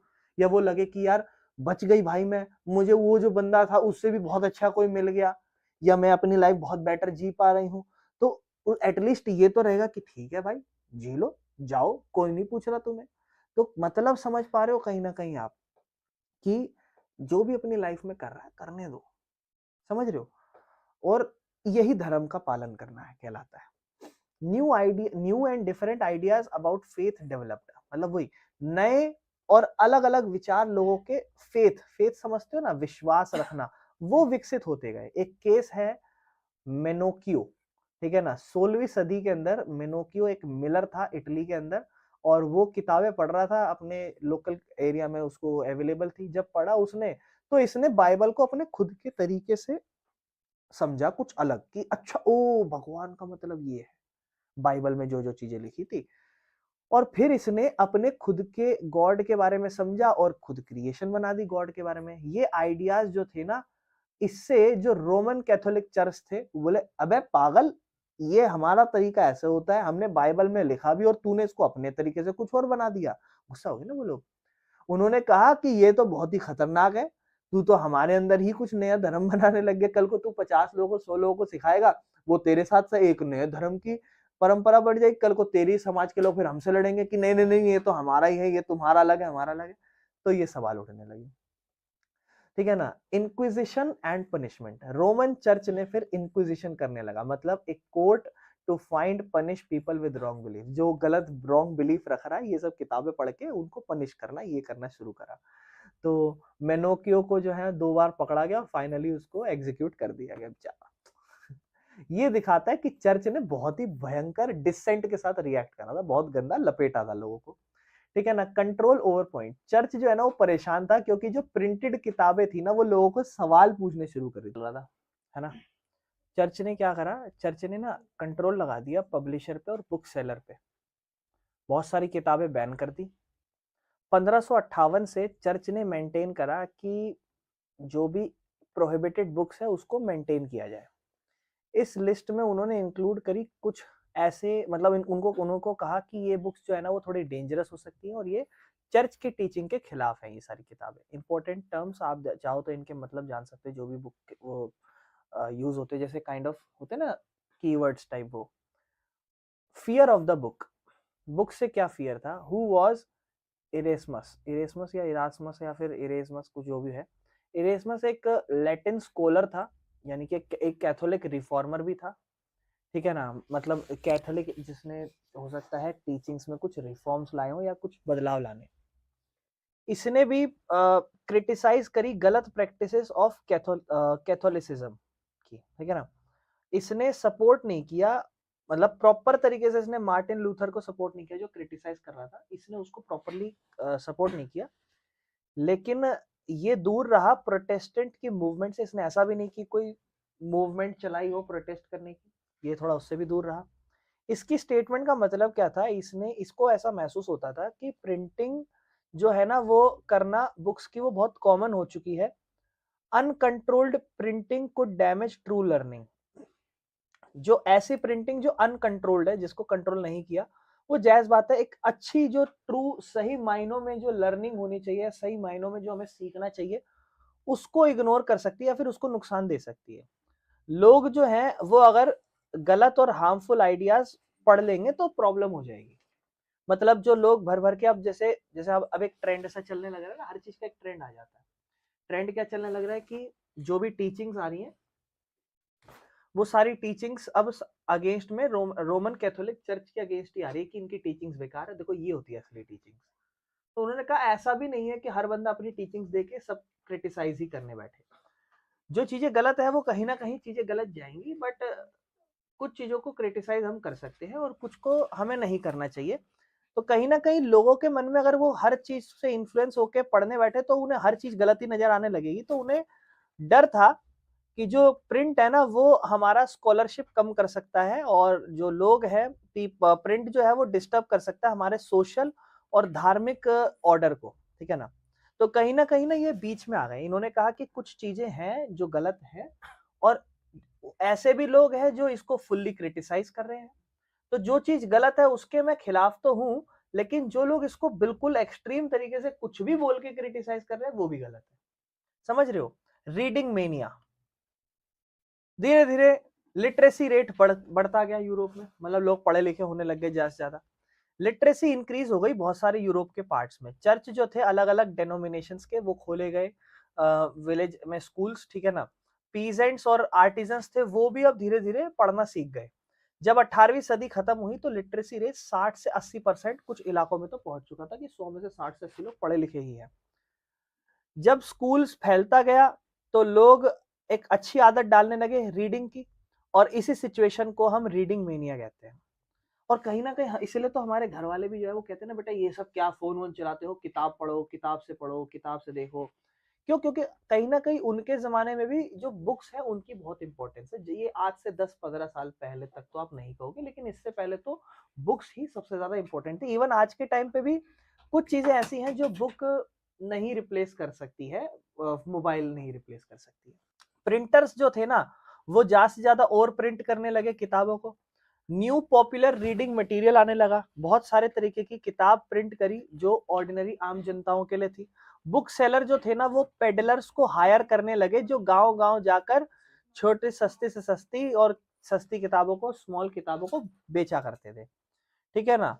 पॉपुलर प्रिंटेड आइटम्स में क्या क्या थे, जैसे कि कुछ कैलेंडर्स हुआ करते थे, बैलेड्स हुआ करते थे जो कुछ गाने या वैसी टाइप की चीजें, फोक टेल्स भी वही लोक कथा गीत, लोक कथा मतलब कहानियां और गीत देश प्रेम की या फिर अपने एक धर्म को लेकर, वो सारी चीजें। ये जो बुक थी आसानी से समझने लायक भी थी और ये जो है डेली लाइफ और एंटरटेनमेंट के लिए भी बढ़िया थी। चीप सस्ती किताबें गरीबों के लिए। इंडिया इंग्लैंड के अंदर अगर हम बात करें तो एक पेनी चैप बुक्स थी जो जो है 1 पैनी के लिए बेची जाती थी। मेरे ख्याल से करेंसी की बात हो रही है यहाँ पे। और ये पेडलर्स जो बेचते थे इसलिए इन्हें चैपमैन कहा जाता था। तो हर गरीब इंसान इसे खरीद पाता था। फ्रांस के अंदर हम बात करेंगे तो बिब्लियोथीक ब्लू करके कुछ किताब थी, बहुत ज्यादा फेमस थी। और ये छोटी किताबें होती थी, लो प्राइस होती थी। ये जनरली पुअर क्वालिटी के पेपर पे प्रिंट की जाती थी और इसमें एक चीप ब्लू कवर हुआ करता था, सस्ता, मतलब सस्ता बनाया जा रहा है लोगों के लिए ताकि लोग इसको अफोर्ड कर सके, ठीक है ना। फिर आपसे कहता है कुछ और, अगर हम ये क्या लिखा हुआ है, अगर हम कुछ और पॉपुलर किताबों की बात करें तो रोमांसिस, ओहो, 4 से 6 पेज की लव स्टोरी, ठीक है ना। हिस्ट्रीज अबाउट पास्ट के बारे में, ठीक है ना। बुक्स धीरे धीरे अलग अलग साइज, अलग अलग सब्जेक्ट के ऊपर आने लगी, अलग अलग इंटरेस्ट से आने लगी। ग्रोथ होने लगी अखबारों की और जर्नल्स की। जब 18वीं सदी आई तो जो पीरियोडिकल प्रेसेस थी वो डेवलप होने लगी। न्यूज़पेपर और जर्नल्स जो थे ना वो अखबारों के, मतलब तक अखबार नहीं चल रहे थे ना, अब अखबारों की जानकारी लोग डालने लगे। मतलब कहीं कोई इवेंट हो रहा है तो उसके बारे में जानकारियां अखबारों में, मतलब लोग अब क्या करने लगे, प्रिंट करने लग गए जानकारियों को और उसी को अखबार बना दिया। तो लोग अब जानकारियां देने लग गए वॉर्स के बारे में, व्यापार के बारे में। अलग अलग इवेंट्स को अलग अलग प्लेसेस पे जो हुए हैं उसको रिकॉर्ड करके उसमें डालने लगे कि कल रसिया में ये हुआ, परसों नरोसा के घर के नीचे ये हुआ, आगे मतलब ऐसे ऐसे करके। मिक्स्ड इंफॉर्मेशन विद एंटरटेनमेंट, अलग अलग जानकारियां थी। अगर एक बंदा एक किताब पढ़े, मतलब एक अखबार देखे, तो वो क्या करता था, वो एक देखता था एक ही जगह पे हर अलग अलग जगहों की जानकारियां होती थी, ठीक है ना। तो उसको थोड़ा और मजा आता था, ओहो यहाँ पर 2 पतियों ने 2 बीवियों को मारा, वाह। सास और बहू के बीच में हुई लड़ाई, चोटा खींचा दोनों ने एक दूसरे का बहुत भयंकर तरीके से। इस तरीके से 2 बहनों के बीच में हुई लड़ाई, ठीक है ना, और बहुत ही ज्यादा भयंकर। 2 बहनें बोली तो तुम उधर ही क्या देख रहे हो, इनके पास भी है। हाँ, this help people stay informed. अब लोगों को लगा कि हम इन्फॉर्म्ड रह रहे हैं, ठीक है ना, और कनेक्टेड रह रहे हैं इस पूरे बड़े वर्ल्ड के अंदर। साइंटिफिक और फिलोसफिकल आइडियाज बहुत ज्यादा फैले, ठीक है ना। प्रिंट से नॉलेज और एक्सेसिबल कॉमन लोगों तक पहुंच पाई। जैसे पहले होता था ना कि जैसे मान लो फॉर एग्जांपल कोई गांव में एक आध पढ़ा लिखा आ गया और कोई हट अनपढ़, तुझे नहीं आता, जा इधर उधर हो गया। लेकिन अब क्या हुआ ना, रीडिंग की वजह से हर बंदा की अब तू हट अब तू हट, अब मैं पढ़ लूंगा खुद से, तो ये चीज होने लगी। जो प्रिंटेड मटेरियल्स थे उसमें जो एंशियंट और मिडेवल साइंटिफिक टेक्स्ट थे उसके बारे में चीजें लिखी गई, मैप्स दिखाए गए साइंटिफिक डायग्राम्स के थ्रू। जो हमारे साइंटिस्ट भाई साहब थे न्यूटन जी, उन्होंने डिस्कवरीज डाली, पब्लिश करी, और वो बहुत ही ज्यादा रीडर्स तक पहुंची। तो फिलोसोफर्स और थिंकर्स थे जो लोग, उनके काम जो फैले पूरे, जिसमें से कुछ नाम है थॉमस पेन और वोल्टेयर, ठीक है ना, वोल्टेयर और जीन जैक्स रोस्यू, ठीक है ना। इनके जो आइडियाज थे वो साइंस और रीजंस और रैशनल थिंकिंग में बहुत ज्यादा पॉपुलर हुए, ठीक है ना, और इससे एक इन्फ्लुएंस्ड सोसाइटी बनी कहीं ना कहीं। बाकी आपकी बुक के अंदर एक बॉक्स है, ठीक है ना, जो एक ऐसे लिखा हुआ है एविडेंस ऑफ रीडिंग मेनिया। जो रीडिंग मेनिया धीरे धीरे बढ़ता जा रहा है इसका एक सबूत है बॉक्स के अंदर। तो एक लंदन का पब्लिशर था जिसे कहा गया, नाम था उसका जेम्स लेकिंगटन, जिसने 1791 में लिखा था कि बुक्स जो है ना वो बहुत ही भयंकर तरीके से बिक रही है। गरीब किसान भी किताब खरीद रहे हैं, कह रहे खेत वेत बाद में उगाऊंगा, पहले कहानी पढ़ लेता हूँ, ठीक है ना। फैमिलीज जो थे शाम को स्टोरी सुनती थी, पढ़ते थे कि ले अब एक पेज तू पढ़, ले एक पेज तू पढ़, अब तू कहानी सुना, है ना, समझ रहे हो। ये दिखाता है कि रीडिंग जो थी ना वो एक बहुत ही कॉमन फैमिली एक्टिविटी हो चुकी थी और किताबें हर लोगों की जिंदगियों में घुस चुकी थी। जैसे आज के टाइम पे जनरली मूवीज, आप कह सकते हो अब मूवीज ने थोड़ी चीजें रिप्लेस कर दी, ठीक है ना। बाकी ऊपर जो हमने ऑलरेडी पढ़ा, ठीक है ना, चैप बुक, जिसे चैपमैन बुक हम कहते थे, बंदा एक पेडलर पे जाके बेचता था वो, ठीक है ना। और एल्मेनिक मतलब ईयरली बुक जो एस्ट्रोनॉमिकल और डेली इंफॉर्मेशन देती है कि ये साल आपका बहुत अच्छा गुजरेगा, रोज सुबह उठ के पढ़ाई करें तो अच्छा गुजरेगा। और डेनोमिनेशन मतलब छोटे छोटे ग्रुप्स जो धर्म के साथ हैं, इस तरीके से, ठीक है। तो चले आगे चलते हैं। Tremble therefore tyrants of the world. Tyrants, tyrants देखे आपने? मैंने तो पबजी में देखे थे, बड़े बड़े भूत होते हैं ये, ठीक है, ट्रायंट्स कहा जाता है। चलो देखते हैं क्या है। Belief in the power of books. जब 18वीं सदी का मिड आया था ना, तो लोगों ने स्ट्रांगली विश्वास रखा कि बुक्स जो थी ना वो तरक्की करेंगी और एनलाइटमेंट आएगा उसका। बुक्स को हम एक तरीके से टूल्स देख रहे थे, एक यंत्र देख रहे थे जो हमारे समाज को बदल रहा था। क्योंकि लोगों की सोच तो कहीं न कहीं इन्फ्लुएंस होगी ना। अब देखो मैं एक इंसान हूँ और मैं कहूँ कि बेटा ऐसे-ऐसे करना चाहिए जीवन में, तो हो सकता है अब 3-4 लोगों का जीवन प्रभावित हो। Believe in the power of books, हाँ, तो हम ये पढ़ रहे थे कि जैसे मैं आपको बता रहा हूँ ना कि जैसे मैं आप लोग को इन्फ्लुएंस करूँगा तो हो सकता है आप प्रभावित हो जाओ। मैं आपको कोई एक ऐसी चीज़ लेकर आया हूँ और आपको उसका ज्ञान ना हो, मैं आपको दे दूँ, आप प्रभावित हो जाओगे। आपके मन में वो सोच-विचार डेवलप हो जाएगा। लेकिन बुक से ऐसा हुआ था कि हर बंदा अपने घर में बैठ के, चाहे लड़का हो लड़की हो, कोई भी अपने घर में बैठ के पढ़ रहा है। तो कहीं न कहीं बहुत ज़्यादा स्प्रेड हो रही है जानकारी। चाहे वो धर्म के बारे में हो, चाहे कोई जानकारी के बारे में हो, हर तरीके की जानकारी, है ना? तो इसीलिए कहीं न कहीं बुक से ना हम एक देख रहे थे कि हमारा समाज बदलता जा रहा है। बहुत सारे लोग विश्वास रखते थे कि बुक जो है ना वो हमें जो डेपोटिज्म या ट्रीनी चल रही है, एक तरीके से आप कह सकते हो राज सिंहासन या आतंकवाद मान लो, ठीक है ना? या फिर हमें जो हमारे पे रूल करा जा रहा है अगर कह रहे ना, बाकी डेपोटिज्म मतलब एक सिस्टम जहाँ पर एक बंदे के पास, वही राज सिंहासन एक तरीके से, कि एक बंदा जो आपको पूरा देश आपका चला रहा है, वो बंदा, लोगों को लगने लगा कि अब ना लोग हमें ज़्यादा प्रभावित करने की ज़रूरत नहीं है, लोग खुद से आज़ाद होने के लिए खुद ही डिमांड करनी शुरू कर देंगे, ठीक है ना? इससे क्या हुआ, लोग हेल्प करेंगे रीज़न्स और intellect rule instead of force and tradition. जो अभी तक फोर्स, ज़बरदस्ती या ट्रेडिशन चलता आ रहा है, उसको बदल के कुछ ना कुछ लॉजिक लगा के या फिर कुछ ना कुछ बदलाव लाने की कोशिश करेंगे, ठीक है ना? जिसमें एक लुइस सेबेस्टियन मर्सियर करके है, इनके कुछ व्यूज हैं क्या। ये एक फ्रेंच नोवेलिस्ट है, 18वीं सदी के, एक स्ट्रॉन्ग सपोर्टर है प्रिंट कल्चर के, और इन्होंने कहा कि प्रिंटिंग प्रेस जो है ना सबसे पावरफुल इंजन है अगर आप तरक्की करना चाहते हो। इनके अकॉर्डिंग जो पब्लिक का ओपिनियन है वो प्रिंट के जरिए बना, और वो जो डेस्पोटिज्म चल रहा है उसको खत्म कर देगा, ठीक है ना? बाकी reading as a transforming force, ठीक है ना? तो एक मर्सियर की नोवेल्स में लिखा हुआ था कि कैरेक्टर्स जो है ना वो चेंज होते जा रहे हैं, लोगों के स्वभाव आप कह सकते हो, जब लोग किताब पढ़ते जा रहे हैं। वो लोग डीपली और कंटिन्यूअसली किताबें पढ़ रहे हैं। अब आप इससे सोचो कि आप लोग भी पढ़ाई करोगे तो कहीं ना कहीं आपका भी सोच विचार बदलेगा समाज के अंदर। Reading makes them enlightened and thoughtful.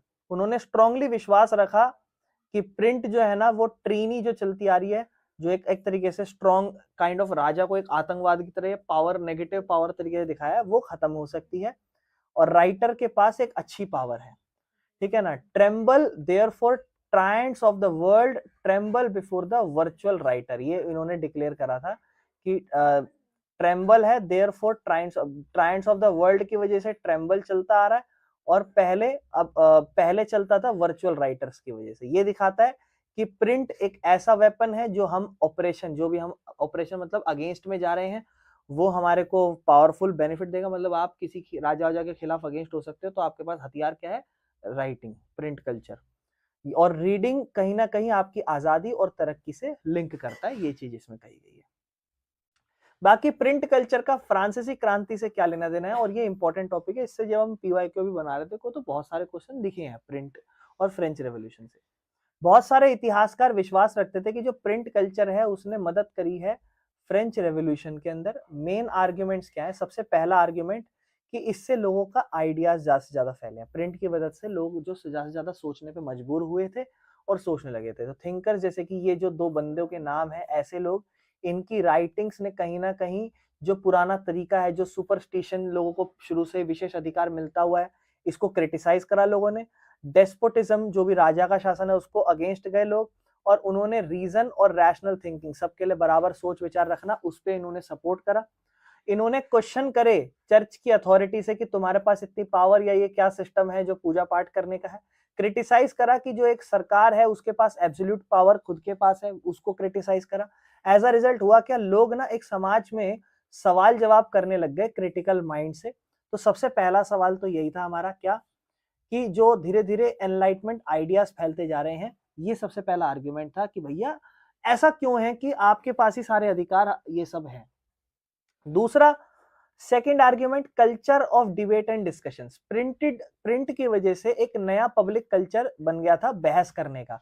लोग आज के टाइम पे अपने आइडियाज को ओपनली व्यक्त करते थे, कि देखो मैंने तो इस कहानी में ये पढ़ा हुआ है और तुम्हारे अकॉर्डिंग तो रीति रिवाज में ये होता है, ये तो बेकार है, ऐसा क्यों होना चाहिए।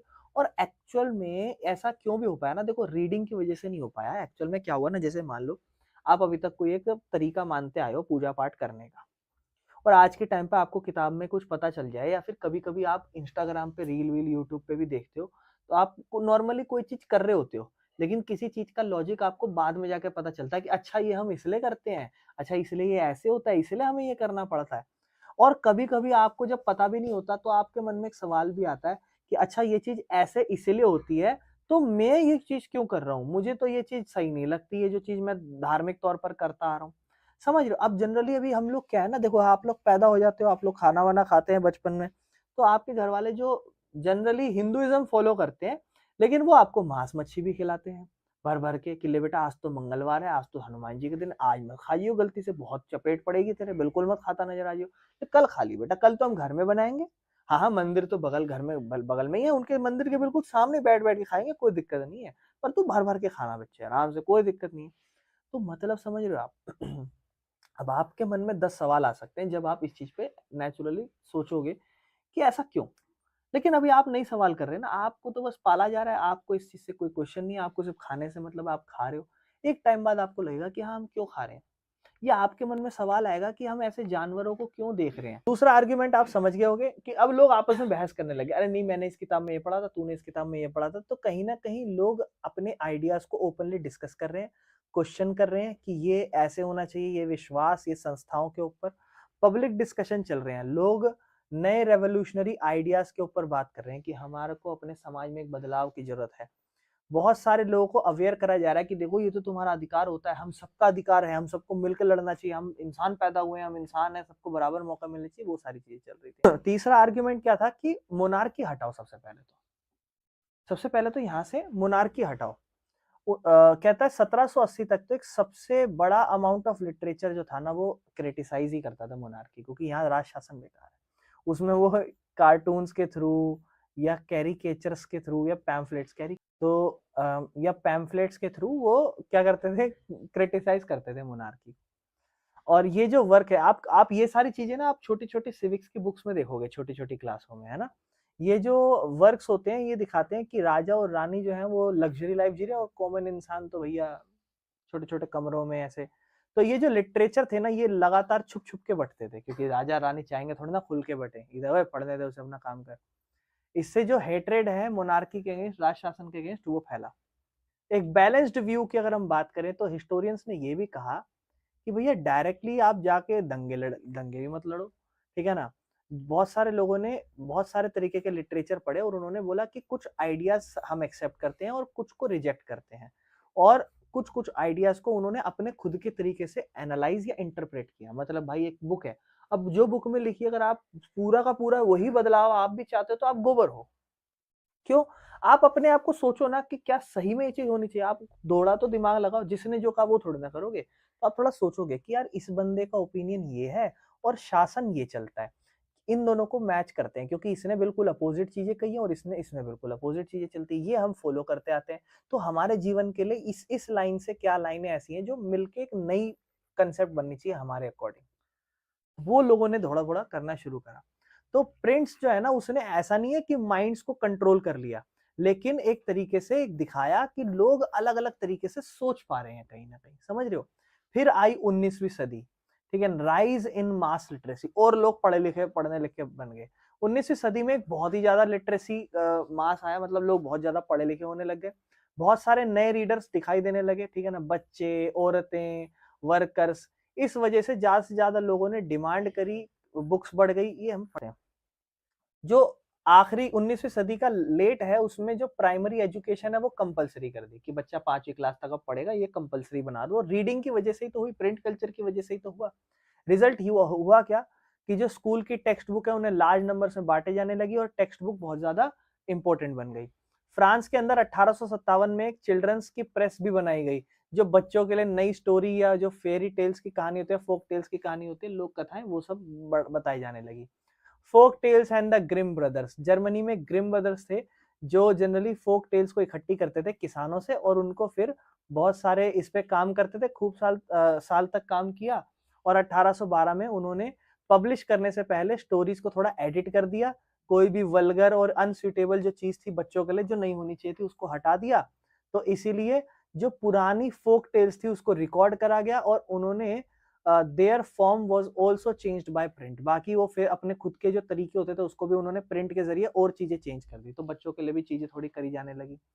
Women as readers and writers, औरतों की बात करें अगर रीडर्स और राइटर्स के तौर पर, तो 19वीं सदी में आपको कहता है औरतें भी बड़ी ज्यादा पढ़ाई लिखाई करने लगी। देखो है, औरतें भी राइटर बन गई अब, है अब खाना वाना नहीं बना रही हैं घरों में, ठीक है, मतलब मैं ऐसे नहीं बोल रहा ठीक है। स्पेशल प्रिंटेड मटेरियल जो था वुमेन का, देखो पेनी मैगजीन, ये कौन सी मैगजीन होती है जरा देखिए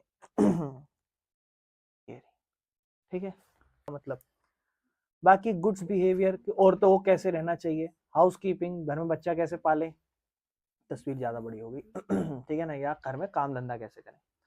वुमेन्स जो थी वो बहुत ज्यादा मेजर ऑडियंस बनी नोवेल्स के लिए, है ना। फेमस वुमेन नोवेलिस्ट कौन थी, जेन ऑस्टिन, है ना, ब्रॉन्ट सिस्टर्स या जॉर्ज एलियट, ठीक है।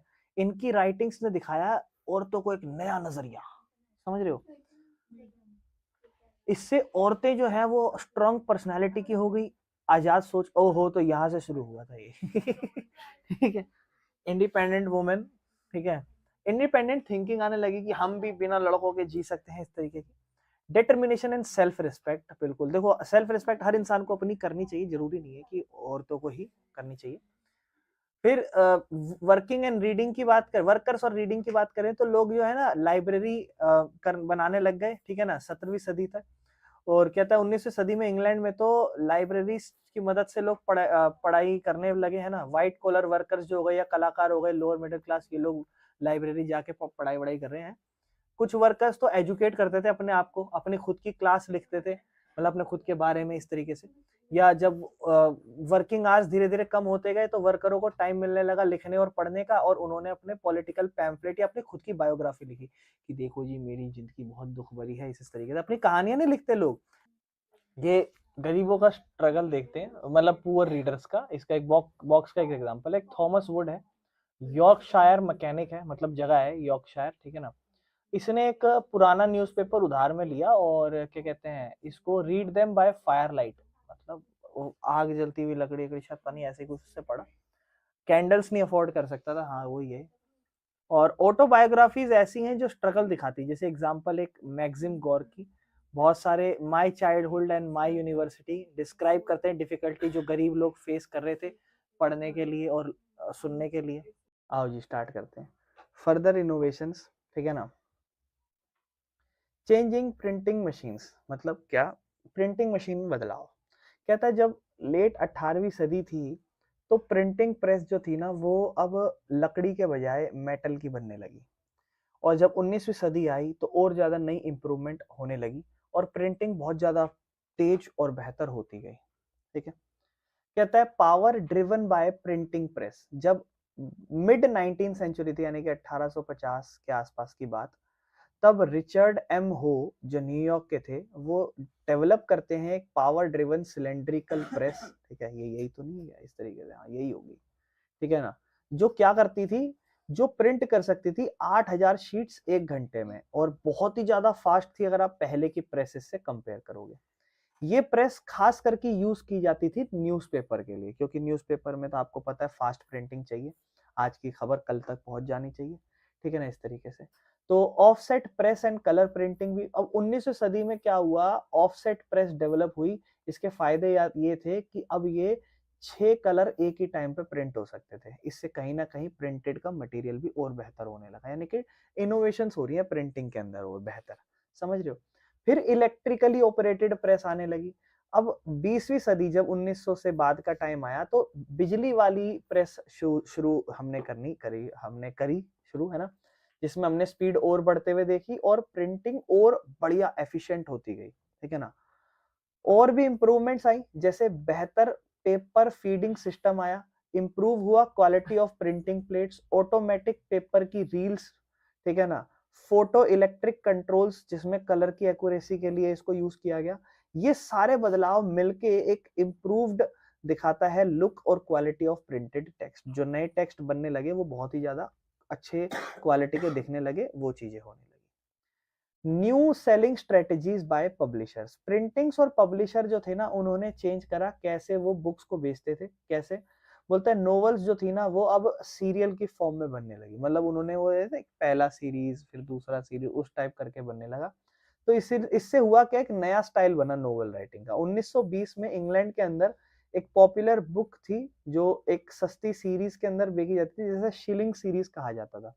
बुक के नए नए डिजाइन रखे गए, डस्ट कवर या बुक जैकेट अपीयर होने लगी 20वीं सदी के अंदर। जो डस्ट कवर आप देखते हो ना, थोड़ा सा अरे जनरली नॉर्मल कोई कवर नहीं होता, डस्ट टाइप दिखता है कवर, या फिर वो जो जैकेट टाइप नहीं, बुक जैकेट टाइप होता है, ठीक है ना, बंद करके टाइप वैसा। तो उस टाइप से चीजें थोड़ी नजर आने लगी, मतलब थोड़ा सा जो कवर्स थे ना वो अब कागज के नहीं रहे, वो थोड़े से बढ़िया कपड़े उपड़ों के इस्तेमाल होने लगे, जिससे बुक और अट्रैक्टिव दिखने लगी और हेल्प हुआ इससे मार्केटिंग बुक्स में। फिर ग्रेट डिप्रेशन आ जाता है। ग्रेट डिप्रेशन आपने हिटलर के केस में पढ़ा होगा, 1929 से 32 के टाइम पर बहुत ही बुरा हाल होता है, स्टॉक मार्केट गिर जाती है पूरी। 1930 में जब ग्रेट डिप्रेशन आया तो जो पब्लिशर्स थे उन्हें डर लगा कि भैया लोग अब किताब खरीदना बंद कर देंगे, क्योंकि लोग अपने सारे स्टॉक बेच के सारा पैसा अपने पास रखने लगे थे, हर बंदा पैसा खर्च करना नहीं चाह रहा था। तो सेल बढ़ाने के लिए लोगों ने और पेपर की जो चीप वो थी ना एडिशन और इस्तेमाल किया, बोला और घटिया पेपर इस्तेमाल करते हैं, मतलब चीप क्वालिटी का, जिससे चीजें और सस्ती हो और फिर ज्यादा बिक सके। लोग ये सोचे कि अरे अफोर्डेबल है, चलो ये तो खरीद ही लेते। तो अफोर्डेबल बनाने के लिए एक वाइडर ऑडियंस पहुंचने के लिए ये चीज करी गई। फिर नेक्स्ट टॉपिक आता है भैया, इंडिया का क्या लेना देना है वर्ल्ड ऑफ प्रिंट से, ठीक है ना। तो इसमें हम समझेंगे कि जब प्रिंटेड स्टार्ट हुई इंडिया के अंदर तो कैसे नॉलेज लिखी जाती है और शेयर करी जाती है प्रिंटिंग के बारे में, उस पर बात करी जाने लगी कि कैसे नॉलेज को लिखा गया और कैसे प्रिंट होने से पहले बांटा जाता है, उस पर बात होने लगी, ठीक है ना। मतलब प्रिंटिंग होने से पहले क्या होता था उस पर बात हुई। तो देखो, सबसे पहले हम प्रिंटिंग से पहले की बात करेंगे कि मैन्युस्क्रिप्ट इस्तेमाल होती थी जब प्रिंट नहीं आया था, उससे पहले पढ़ते हैं। मैन्युस्क्रिप्ट का ट्रेडिशन चलता था अपने इंडिया में, है ना, वो हाथों से खुद से लिखते थे। कहता है जब प्रिंट नहीं आया था तो इंडिया के पास एक लंबा रिच ट्रेडिशन था हाथों से लिखे हुए, ठीक है ना। हाथों से हम लोग संस्कृत में, अरेबिक में, पर्शियन में, है ना, बहुत सारी खुद की भी अपनी लोकल लैंग्वेज होती थी उसमें लिखते थे, ठीक है ना। ये बुक का एक चित्र है। मटेरियल क्या क्या इस्तेमाल होते थे मैन्युस्क्रिप्ट के लिए अपने इंडिया में, तो हम पाम लीव्स का इस्तेमाल करते थे या हाथों से बनाए हुए पेपरों का इस्तेमाल करते थे। फीचर्स क्या थे कि पेजेस जो थे ना उन्हें ब्यूटीफुली इलस्ट्रेट खूबसूरत बनाया जाता था, किनारे विनारे, है ना। Press between wooden and wooden covers और स्टिच टुगेदर, जो प्रेस किया जाता था उन्हें, वुडन कवर्स मतलब चारों तरफ से वुडन के कवर्स हो गए, या स्टिच करा जाता था पेपर्स को। और ये जनरली पेजों को बचाने के लिए, क्योंकि आपको पता है पेज डैमेज हो जाएंगे तो किनारों को थोड़ा बढ़िया कर देते थे ताकि लंबे समय तक पेज ज्यादा से ज्यादा रहे। बाकी मैन्युस्क्रिप्ट का ही कंटिन्यूएशन रहा था। जब प्रिंटिंग शुरू भी हो गई थी ना तब भी मैन्युस्क्रिप्ट रुका नहीं था एकदम से, वो अभी भी प्रोड्यूस होता ही था 19वीं सदी के आखिरी तक भी। ये दिखाता था कि मैन्युस्क्रिप्ट की लोगों ने कहीं ना कहीं वैल्यू करी थी और प्रिंट को थोड़ा टाइम लगा उसे प्रॉपरली रिप्लेस करने में। लेकिन प्रॉब्लम क्या थी मैन्युस्क्रिप्ट के साथ, तो देखो मैन्युस्क्रिप्ट आपको पता है थोड़ा सा प्रॉब्लम तो होती है, क्योंकि महंगा होता है, जल्दी थका देता है, ठीक है ना, मतलब कमजोर है, इजीली जल्दी डैमेज हो जाएगा, ठीक है ना, फ्रेजाइल है। और इसके लिए केयरफुल हैंडलिंग भी चाहिए, ढंग से रखना पड़ेगा। और इसको पढ़ना भी मुश्किल था क्योंकि स्क्रिप्ट जो थी ना वो अलग अलग स्टाइल में भी कभी कभी लिखी रहती थी, एक सेम डिजाइन में नहीं लिखी होती थी। प्रिंटिंग का क्या, वो तो एक सेम डिजाइन में पूरी छपाई होती है बिल्कुल सेम। बिकॉज इन प्रॉब्लम की वजह से मैन्युस्क्रिप्ट जो थी ना वो वाइडली यूज नहीं की जा रही थी रोजाना जिंदगी में, ठीक है ना। तो इसके बाद कहता है कि रीडिंग एंड लर्निंग कैसा था प्रिंट से पहले। कहता है इवन बिफोर प्रिंट कुछ रीजन, कुछ इलाके ऐसे थे जैसे कि प्री कॉलोनियल बंगाल, है ना, वहां पर बहुत सारे विलेज स्कूल्स थे, ठीक है ना, जहां पर स्टूडेंट जो थे वो किताब नहीं पढ़ते थे, वो मेनली याद करते थे चीजों को, ठीक है ना, लर्न राइटिंग नॉट रीडिंग, ठीक है ना, रीडिंग नहीं करते थे, वो जनरली लिखना सीख रहे थे। मतलब reading and learning before print, जो प्रिंट होने से पहले रीडिंग और लर्निंग कैसे थी, तो प्रिंट से पहले कुछ इलाके ऐसे थे जहाँ कुछ स्कूल थे लेकिन वहां पर स्टूडेंट्स जो थे ना वो किताबें नहीं पढ़ा करते थे, वो लिखना सीखते थे, ठीक है ना। मतलब प्रिंटिंग अभी शुरू नहीं हो लेकिन लिखना सीखते थे वो लोग। टीचिंग मेथड कैसे थे, टीचर जो थे ना वो डिक्टेट करते थे मेमोरी से कि याद करो, ऐसे ऐसे याद करो उस तरीके से। और स्टूडेंट जो भी टीचर बोलता था, जो भी बच्चे सुनते थे वो अपना क्या कहते हैं बच्चे उसी को लिखा करते हैं। रिजल्ट होता क्या था कि बहुत सारे लोग पढ़े लिखे बन गए थे, लेकिन कभी उन्हें एक्चुअल में रीड नहीं किया था टेक्स्ट खुद से कि कैसा होता है। वो सिर्फ सुन-सुन के पढ़ते थे इस तरीके से, समझ रहे हो? रीडिंग नहीं करते थे काइंड ऑफ। सिर्फ याद कि बेटा का देखो ऐसे होता है का, ऐसे होता है खा, मतलब फिर वो वैसे ही लिखते थे ऑब्जर्व, जस्ट सुनते थे फिर लिखते थे, ठीक है ना? फिर अभी तो जनरली प्रिंट का इतिहास पढ़ा, अब प्रिंट जब इंडिया में आया तो क्या हुआ देखो वो पढ़ते हैं। कहता प्रिंटिंग प्रेस इंडिया में आई, ठीक है ना, और सबसे पहले इंडिया में आई मिड 16th सेंचुरी में। तो देखो 19वीं सदी 18वीं सदी तक हम पढ़ रहे हैं कि इतना खास बदलाव नहीं हुआ, लेकिन आ तो मिड 16th सेंचुरी में गई थी, गोवा में आई थी, और पुर्तगीज मिशनरीज लाए थे, ठीक है ना। मिशनरीज का आपको पता है रोल क्या होता है, वो चाहते हैं कि कहीं ना कहीं लोग उनके धर्म को ज्यादा जाने, उनके धर्म को सीखें, वो सब चीजें।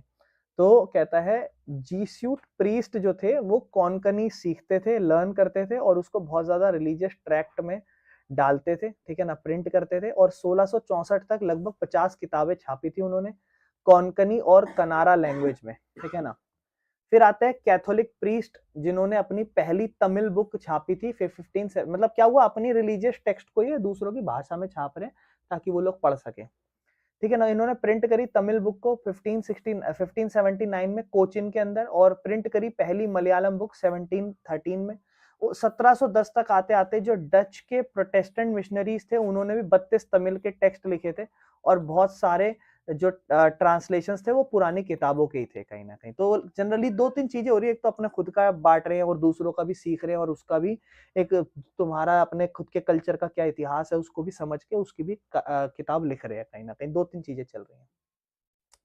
इंग्लिश प्रेस इंडिया में आपको पता है जो इंग्लिश ईस्ट इंडिया कंपनी थी ये इंपोर्ट करती है प्रिंटिंग प्रेस, और इंग्लिश प्रिंटिंग प्रेस जो थी ना वो इंडिया में ग्रो नहीं हुई, ग्रोथ बहुत ज्यादा स्लो थी लेट 18th सेंचुरी तक। जो स्टार्ट हुआ इंग्लिश प्रिंटिंग 1780 में, जिसमें आपको बोलता है James Augustus Hicky started the Bengal Gazette, ठीक है ना। और ये एक वीकली न्यूज़पेपर था जो सबसे पहले शुरू हुआ था।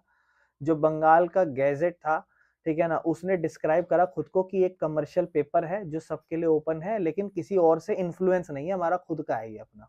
ये दिखाता था कि जो इंग्लिश प्रिंटिंग है वो एक प्राइवेट कंपनी के द्वारा चलाया गया, इंडिपेंडेंट है, ठीक है ना। कॉलोनियल इस पे कॉलोनियल कंट्रोल, अंग्रेजों का कोई कंट्रोल नहीं है, शुरुआत में ये दिखाया गया था, ठीक है ना। लेकिन धीरे धीरे फिर कॉलोनियल गवर्नमेंट जो अंग्रेजों की सरकार थी ईस्ट इंडिया कंपनी, उससे थोड़ा कन्फ्लिक्ट होने लगा। तो हिकीज का जो पेपर था वो पब्लिश करता था एड्स, जिसमें वो स्लेव ट्रेड की एड दिखाता था। स्लेव ट्रेड मतलब स्लेव ट्रेड समझते हो, दास नौकरों को खरीदने वरीदने का व्यापार, ठीक है। उसके अंदर कुछ गॉसिप्स हुआ करती थी कंपनी के बारे में, कंपनी के ऑफिशियल्स के बारे में, जैसे कोई भी कंपनी का बड़ा वो नहीं था, अंग्रेजों की कंपनियों के बारे में। इससे कहीं ना कहीं जो वॉरेन हेस्टिंग्स थे जो गवर्नर थे वो कहीं ना कहीं थोड़ा नाराज हो गए, और एज अ रिजल्ट उन्होंने हुआ क्या, इसको प्रोसिक्यूट कर दिया, और गवर्नमेंट ने एनकरेज करा कि एक ऑफिशियल अखबार छपे करेगा जो हमारे तहत छापा जाया करेगा। ये पेपर जो थे वो सपोर्ट करेंगे इन कॉलोनियल गवर्नमेंट को, ठीक है ना। तो न्यूज़पेपर को कहीं ना कहीं स्टार्टिंग में थोड़ा इंडिपेंडेंट चल रहा था, जो हिकीज का ही न्यूज़पेपर था जिसने सबसे पहले शुरू करा, अपनी खुद की एक प्राइवेट कंपनी चलाई, लेकिन बाद में थोड़ा बहुत उसने खिल्लम खिल्ली करने की कोशिश करी, वॉरेन हेस्टिंग नाराज हो गया, उसने भगा दिया इसको, बोला चल निकल, अब से तेरी कंपनी मेरी हुई, या फिर मैं तेरी कंपनी को होल्ड करूंगा, या फिर मैं अपना खुद का एक ऑफिशियल न्यूज़पेपर का बनाऊंगा। ग्रोथ क्या रही थी न्यूज़पेपर्स की 18वीं सदी के आखिरी में। तो देखो 18th सेंचुरी की अगर लास्ट की हम बात करेंगे तो बहुत सारे अखबार और जर्नल प्रिंट तो हो गए थे, और इंडियंस भी जो है वो खुद से भी अखबार छापने लगे थे। जैसे पहला इंडियन जो न्यूज़पेपर था वो था वीकली बंगाल गैजेट करके, है क्या ना, ऐसे करके, और इसको पब्लिश करा था गंगाधर भट्टाचार्य जी ने, ठीक है ना, और वो राम मोहन राय के बड़े ही क्लोज थे, ठीक है ना। डिमांड क्या थी प्रिंटिंग प्रेस की, ये सोर्स एग्जांपल के तौर पर यूज करा गया कि एक सोर्स के तौर पर है कहानी ये। कहता है 1768 में विलियम बोल्ट्स जो थे वो एक पब्लिक नोटिस डालते हैं कोलकाता में, और कहते हैं कि हमारे यहाँ प्रिंटिंग प्रेस जो है ना वो हमारे बिजनेस को बहुत ज्यादा हार्म कर रही है, तो प्रिंटिंग प्रेस ज्यादा होनी चाहिए। उन्होंने कहा कि कोई भी बंदा जो स्किल्ड होगा प्रिंटिंग में वो उसको सपोर्ट करेंगे, लेकिन जो बोल्ट है वो खुद ही इंग्लैंड चले गए, तो प्लान जो है वो सक्सेस नहीं कर पाया। डिमांड इसकी 1768 में आ गई थी, ठीक है ना, नोटिस वोटिस भी डाला था, मगर ये चीज सक्सेस नहीं हो पाई, कोशिश तो बहुत करी थी। धार्मिक रिफॉर्म और पब्लिक डिबेट्स भी आई। अब देखो इंडिया में अभी तक हमने ये नहीं पढ़ा कि लोगों ने धर्म के ऊपर किताबें छापी और फिर इससे सवाल जवाब होने शुरू हुए। देखो धीरे धीरे क्या हो रहा है, और किताबें तो एक्चुअल में है ना, इससे पहले तो वो तो लोगों की खुद की छापी हुई किताबें हैं। कहता है ग्रोथ हुई रिलीजियस डिबेट की 19वीं सदी के अंदर, मतलब धार्मिक तौर पर फिर वाद विवाद शुरू हुए। जब 19वीं सदी शुरू होती है तो कहता है रिलीजियस इश्यूज जो थे ना वो डिबेट किए जाने लगे। सोसाइटी जो थी वो चेंज होने लग रही थी कॉलोनियल रूल के अंडर, ठीक है ना। अलग अलग जो ग्रुप थे वो रिएक्ट करते थे इन बदलाव को, और इससे नई इंटरप्रिटेशंस हुई धर्म की। मतलब धर्म पे कहीं ना कहीं धीरे धीरे धीरे सवाल उठने लगे थे कॉलोनियल रूल के अंडर, जब प्रिंटिंग प्रेस थोड़ी और आने लगी थी। और अलग अलग ग्रुप थे, अब आप सोचो ना, इंडिया में हिंदू भी है, मुस्लिम भी है, और अलग अलग जातियां बन रही है। कुछ लोगों ने क्रिटिसाइज करी ओल्ड प्रैक्टिसेस को, लोग जो नए नए अंग्रेज अंग्रेज आए होंगे उन्होंने प्रैक्टिसेस देखी होगी, क्रिटिसाइज करा हो सकता है। डिमांड करी कि रिलीजियस एंड सोशल रिफॉर्म होना चाहिए, मतलब उन्होंने कहा कि जो धार्मिक है, धार्मिक और जो सोसाइटी सामाजिक तौर पर जो चीजें चल रही है इसमें रिफॉर्म आना चाहिए, थोड़ा बदलाव आना चाहिए। कुछ लोग इसे कहते थे कि तुम्हारी इतनी हिम्मत, यही चलता रहेगा, और उन्होंने इन रिफॉर्मर को अपोज करा, कह रहा नहीं नहीं नहीं, जो चल रहा वही चलने दो। तो प्रिंट का क्या रोल रहा इन बहस के अंदर? तो प्रिंट ने बहुत इंपॉर्टेंट रोल प्ले करा। प्रिंटेड मटेरियल जैसे कोई ट्रैक्ट हो गया, पैम्फलेट हो गया, अखबार हो गए, इन्होंने मदद करी लोगों के अंदर आइडिया फैलाने में और एक डिबेट का शेप लाने में, कहीं ना कहीं। तो प्रिंट की वजह से डिस्कशंस पब्लिक होने लगे, लोग आपस में बैठ के बातचीत करने लगे, ठीक है। ऑर्डिनरी पीपल जो थे वो अपने ओपिनियंस को एक्सप्रेस करने लगे, नए आइडियाज भाई उठने लगे, धर्म पे सवाल उठने लगे बहुत सारे। हिंदू रिफॉर्मर एंड ऑर्थोडॉक्सी पे, मतलब देयर वर स्ट्रॉन्ग डिबेट्स, उस टाइम पे एक स्ट्रॉन्ग डिबेट चलती थी, जो सोशल तरीका और रिलीजियस तरीका जो है रिफॉर्मर्स का, उस पे, ठीक है ना। जो हिंदू ऑर्थोडॉक्स ग्रुप होते थे उनके बीच में क्या होता था, सोशल और रिलीजियस रिफॉर्मर्स थे जो जो चाहते थे कि सामाजिक तौर पर थोड़े बदलाव आए या धार्मिक तौर पर थोड़े बदलाव आए, उनके बीच में थोड़ी बहुत बहसें चलती थी। मेन इश्यूज वो क्या डिस्कस करते थे, वही सती प्रथा जो मैंने आपको बोला ही है ना, मोनोथिज्म, ये क्या होती है देखते हैं एक बार, मोनोथिज्म, और ब्राह्मणिकल प्रीस्टहुड, जो ब्राह्मण वाला तरीका है ये, ठीक है ना, जो भी वो ऊपर मांगते हैं अपने आप को, ऊंच नीच वाला, या आइडल वर्शिप होती है ना, जो मूर्ति पूजा होती है, वो क्यों होती है, ये सब चीजों पे, ठीक है ना। इसको देखते हैं अभी मोनोथिज्म क्या होता है बंगाल के अंदर। लेते हैं हाथ, एक एक शरवाद, मतलब एक ईश्वरवाद, मतलब एक ही भगवान है, इस तरीके से ये चीज। बंगाल के अंदर बहुत सारे न्यूज़पेपर पब्लिश करे गए, आइडियाज प्रिंट करे गए, सिंपल सी जो स्पोकन लैंग्वेज है उस पर बातचीत की गई। राम मोहन राय ने भी एक पब्लिश करी संबद्ध कौमुदी 1821 में, ठीक है ना। जो हिंदू ऑर्थोडॉक्स ग्रुप हुआ करते थे, ठीक है ना, पब्लिश करते थे Samachar Chandrika to oppose Ram Mohan Roy views. जो हिंदू ऑर्थोडॉक्स ग्रुप हुआ करते थे वो भी एक समाचार चंद्रिका पब्लिश करते थे, जिससे वो जो राम मोहन राय के व्यूज थे उसको अपोज करते थे। धीरे धीरे इंडिया में भी थोड़ा सा प्रिंट कल्चर बढ़ने लगा, तो न्यूज़पेपर की ग्रोथ होने लगी इंडियन लैंग्वेज में।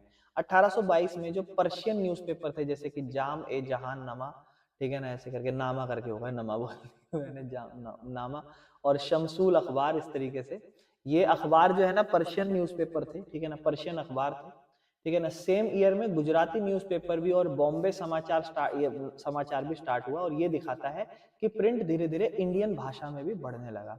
मुस्लिम रिफॉर्मर्स और उनके भी प्रिंट आने लगे, जैसे उलामा। उलामा एक इस्लामिक स्कॉलर है, ये परेशान थे, ये डरते थे कि कहीं ना कहीं हमारा जो मुस्लिम रूल है ये कोलैप्स ना कर जाए, जो फोर्स जो हमें जबरदस्ती कन्वर्जन ना करवा लिया जाए, ठीक है ना, एक मुस्लिम पर्सनल लॉ में कुछ बदलाव ना आ जाए। तो इसीलिए इस्लाम को बचाने के लिए इन्होंने चीप लिथोग्राफिक प्रेसेस, इन्होंने भी थोड़ा प्रेस का इस्तेमाल करना शुरू करा, ठीक है ना। इन्होंने प्रिंट करी पर्शियन और उर्दू ट्रांसलेशन, होली टेक्स्ट की, जो पवित्र इनके जो किताबें विताबें होंगी उसको पर्शियन और उर्दू ट्रांसलेशन में कन्वर्ट करा और पब्लिश करे अपने रिलीजियस अखबार और ट्रैक्ट्स को, ठीक है ना।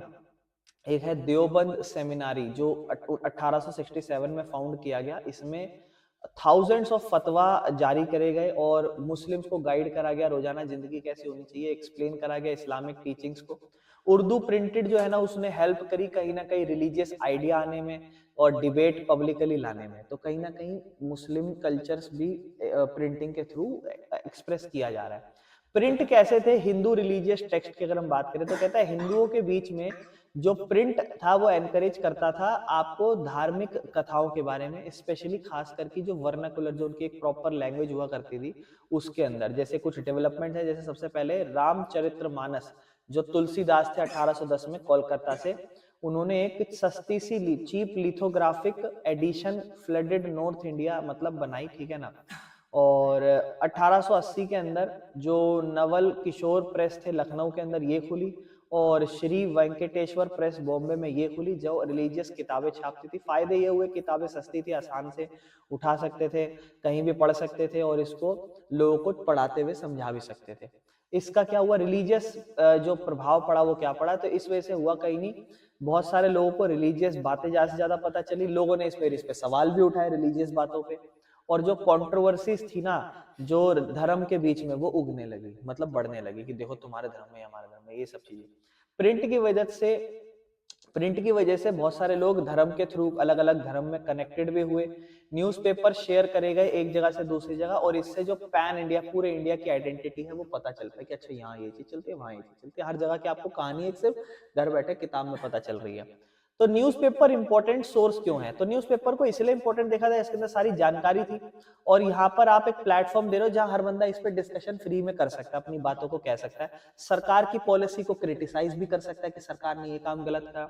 ये एक तरीके से अपोजिशन वॉइस है सोसाइटी के अंदर, जो लोगों को मदद करता है समझने में हमारे देश के राष्ट्रीय इश्यूज क्या है उनको, इंपॉर्टेंट टर्म्स ऊपर वो उलामा और फतवा, इसको थोड़ा देख लेना, ठीक है ना, जो हमने पढ़ी लिया। नए तरीके की पब्लिकेशंस होने लगे इंडिया में, देखो चित्र देख रहे हो, ये कहीं ना कहीं इन्हें शायद मना रहे हैं, ये फिर इन्हें पता नहीं कि मम्मी मम्मी हो सकती है, देख लेते क्या है क्या नहीं है, ठीक है ना। नई तरीके की प्रिंटिंग आने लगी, बोलता है जैसे प्रिंटिंग बढ़ने लगी तो ज्यादा से ज्यादा लोग पढ़ने लगे, ठीक है ना। रीडर जो थे वो चाहते थे कि अपने खुद की फीलिंग्स, जिंदगी, स्टोरी उस सबको डाले, तो एज अ रिजल्ट हुआ क्या, नई तरीके की राइटिंग बहुत ज्यादा पॉपुलर होने लगी, जैसे हम नोवेल कहते हैं नोवेल सबसे पहले यूरोप में डेवलप हुई थी, बाद में इंडिया में आई, और फिर इंडिया ने खुद ने अपने थीम, अपने स्टाइल के हिसाब से इसको डेवलप करना शुरू कर दिया। नोवेल्स दिखाती थी रोजाना जिंदगी में कि भैया इसमें कुछ इमोशंस है, रिलेशनशिप्स हैं, एक्सपीरियंसेस हैं, तो इससे रीडर्स जो थे ना कहीं हमारे देश की डाइवर्सिटी भी समझ सके, ठीक है ना।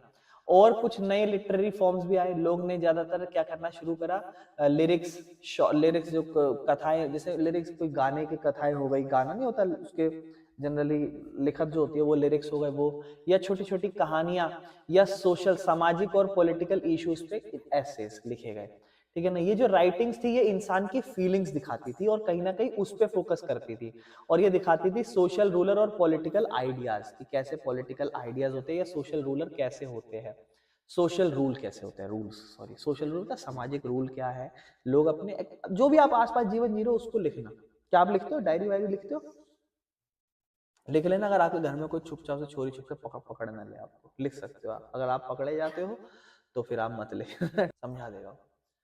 फिर धीरे धीरे विजुअल कल्चर डेवलप होने लगे, विजुअल कल्चर मतलब अब तक लोग कहानियां पढ़ रहे थे, विजुअली चीजों को थोड़ा देख के समझ रहे कि अच्छा ये चीज ऐसे रंगीन दिखाई देती है, ये चीज ऐसे दिखाई देती है। जब 19th सेंचुरी धीरे धीरे खत्म होती गई तो एक स्ट्रॉन्ग विजुअल कल्चर धीरे धीरे डेवलप हो गया। क्यों, क्योंकि जो प्रिंटिंग प्रेस थी वो बहुत ज्यादा बढ़ चुकी थी, और पिक्चर्स भी अब प्रिंट हो सकती थी लार्ज नंबर्स में। तो जो राजा रवि वर्मा है, इनका रोल क्या था, ये एक माइथोलॉजिकल पेंटिंग बनाते थे, बहुत सारी बनाई थी इन्होंने।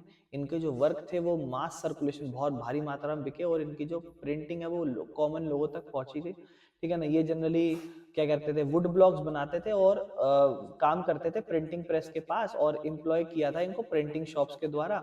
चीप प्रिंट्स और कैलेंडर्स भी आने लगे उसके बाद, प्रिंटर्स, कैलेंडर्स हो गए, जो कि बाजारों में आसानी से अवेलेबल होते थे, अफोर्डेबल होते थे गरीब लोगों के लिए।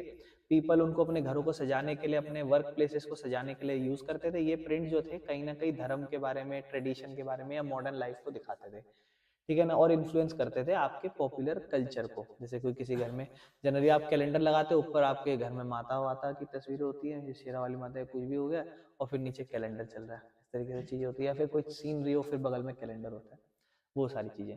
फिर कार्टून्स और कैरिकेचर, ये इंडिया में भी होने लगा होगा। कार्टून्स और कैरिकेचर्स जो अखबारों में आने लगे, है ना, ये मजा भी आता है, आप कभी पढ़ो तो ये कहानियों को, छोटी मोटी अंता बंता संता की कहानी पढ़ी है आपने, अंता बंता संता की है, नहीं पढ़ी, हमारे जमाने में बहुत आते थे ये अपने आप को सोशल इश्यूज में या पॉलिटिकल मैटर्स में जनरली अपने कार्टून बना के बातचीत करते हैं। आपने देखा होगा ज्यादातर सिविक्स की छोटी किताबों में दिखाई देती है ये हरकतें। कार्टून किस तरीके के, कुछ लोग एजुकेटेड इंडियंस जो है, कुछ लोगों ने मोक करा एजुकेटेड इंडियंस को जो वेस्टर्न कपड़े अपना रहे हैं, तो उन लोग का मजाक उड़ाया। कि हाँ पढ़े लिखे हो गए थोड़े से तो क्या अंग्रेज बनने लग गए, इस तरीके से कुछ ने दिखाया कि देखो सामाजिक बदलाव हो रहा है और ये डर है हमारे यहाँ पे। और कुछ इंपीरियल कार्टून्स जो थे ना वो नेशनलिस्ट को क्रिटिसाइज करते थे, अंग्रेज अंग्रेज वाले कार्टून जो नेशनलिस्ट को दिखाते थे क्या राष्ट्रवाद चाहते हो अपने देश में, पागल लोग, इस तरीके से नेशनलिस्ट कार्टून फिर ब्रिटिश रूल का मजाक उड़ाते थे। तो ये सारी चीजें चलती रहती थी। औरतों का क्या लेना देना है मेरे भाइयों प्रिंट से, इस पे अगर हम बात करें तो कहता है जो ग्रोथ है वुमेन रीडिंग की, कहता है जब धीरे धीरे प्रिंट फैलने लगा तो जो वुमेन की जो लाइफ थी, जिंदगी थी, फीलिंग्स थी, वो कहीं ना कहीं जो है डिटेल्स में लिखी जाने लगी। वुमेन्स की जो रीडिंग थी वो बढ़ती गई ग्रेटली, और एक मिडिल क्लास फैमिली से जो औरतें निकलती थी वो अपनी कहानियां अपनी बातें लिखती थी। फिर कुछ लिबरल फैमिली से थी जो घर में बैठ के एजुकेटेड होती थी, उनको जनरली स्कूल में भेजा जाता था। जब वुमेन्स के स्कूल खुल गए मिड सेंचुरी के बाद तो बहुत सारे जर्नल्स ऐसे निकले जो औरतें लिखती थी, ठीक है ना, और जो वुमेन्स है वो ये भी एक्सप्लेन करती थी कि हमें क्यों पढ़ाया लिखाया जाना चाहिए। और जो रीडिंग मटेरियल थे वो होम बेस्ड एजुकेशन पे आने लगे, ठीक है ना। फिर जो ओपोजिशन थे जो वुमेन्स एजुकेशन के, तो क्या कहते हैं हर फैमिली ने सपोर्ट नहीं करा एजुकेशन को। कुछ लोग विश्वास रखते थे कि जो कंजर्वेटिव हिंदू थे, पुराने हिंदू वाली सोच वाले लोग, वो सोचते थे कि लड़कियों को पढ़ाना मतलब हम एक तरीके से उन्हें विधवा बना रहे हैं, ठीक है ना, क्योंकि औरतों को पढ़ाया तो उनका पति मर जाएगा, ये कहा जाता था, ठीक है ना। तो कुछ मुस्लिम डरते थे कि एजुकेटेड वुमेन जो है ना वो हमारे उर्दू रोमांसेस के थ्रू जो है ना स्पॉइल होती जा रही हैं, ठीक है ना। और इसके अलावा कुछ वुमेन जो थी वो विद्रोह भी करती थी, चुपचाप से धीरे धीरे पढ़ती लिखती थी। वुमेन की स्टोरी क्या थी एजुकेशन के अलावा पढ़ते, कहते हैं एक मुस्लिम गर्ल थी, वो धीरे धीरे उर्दू लिखना पढ़ना सीख रही थी। उसकी फैमिली चाहती थी कि वो सिर्फ अरेबिक कुरान पढ़े जो वो नहीं समझ पाती थी। ईस्ट बंगाल में देखो एक है रस सुंदरी देवी, इसने धीरे धीरे अपने किचन के अंदर ये मेरे ख्याल से पढ़ा हुआ भी है हमने पहले भी, हाँ ये छोटी क्लास में है। इसने बाद में जाके ऑटोबायोग्राफी लिखी थी अमर जीवन अपने बारे में, ठीक है ना, और ये फुल लेंथ ऑटोबायोग्राफी थी इसके बारे में, ठीक है ना। ये शादी के बाद भी ये लिखती थी मेरे ख्याल से। वुमेन एज राइटर, वुमेन जो अब राइटर बन गई है। 1860 से अब तक जो औरतें हैं ना वो अपने जीवन के बारे में लिखने लगी। एग्जाम्पल कैलाश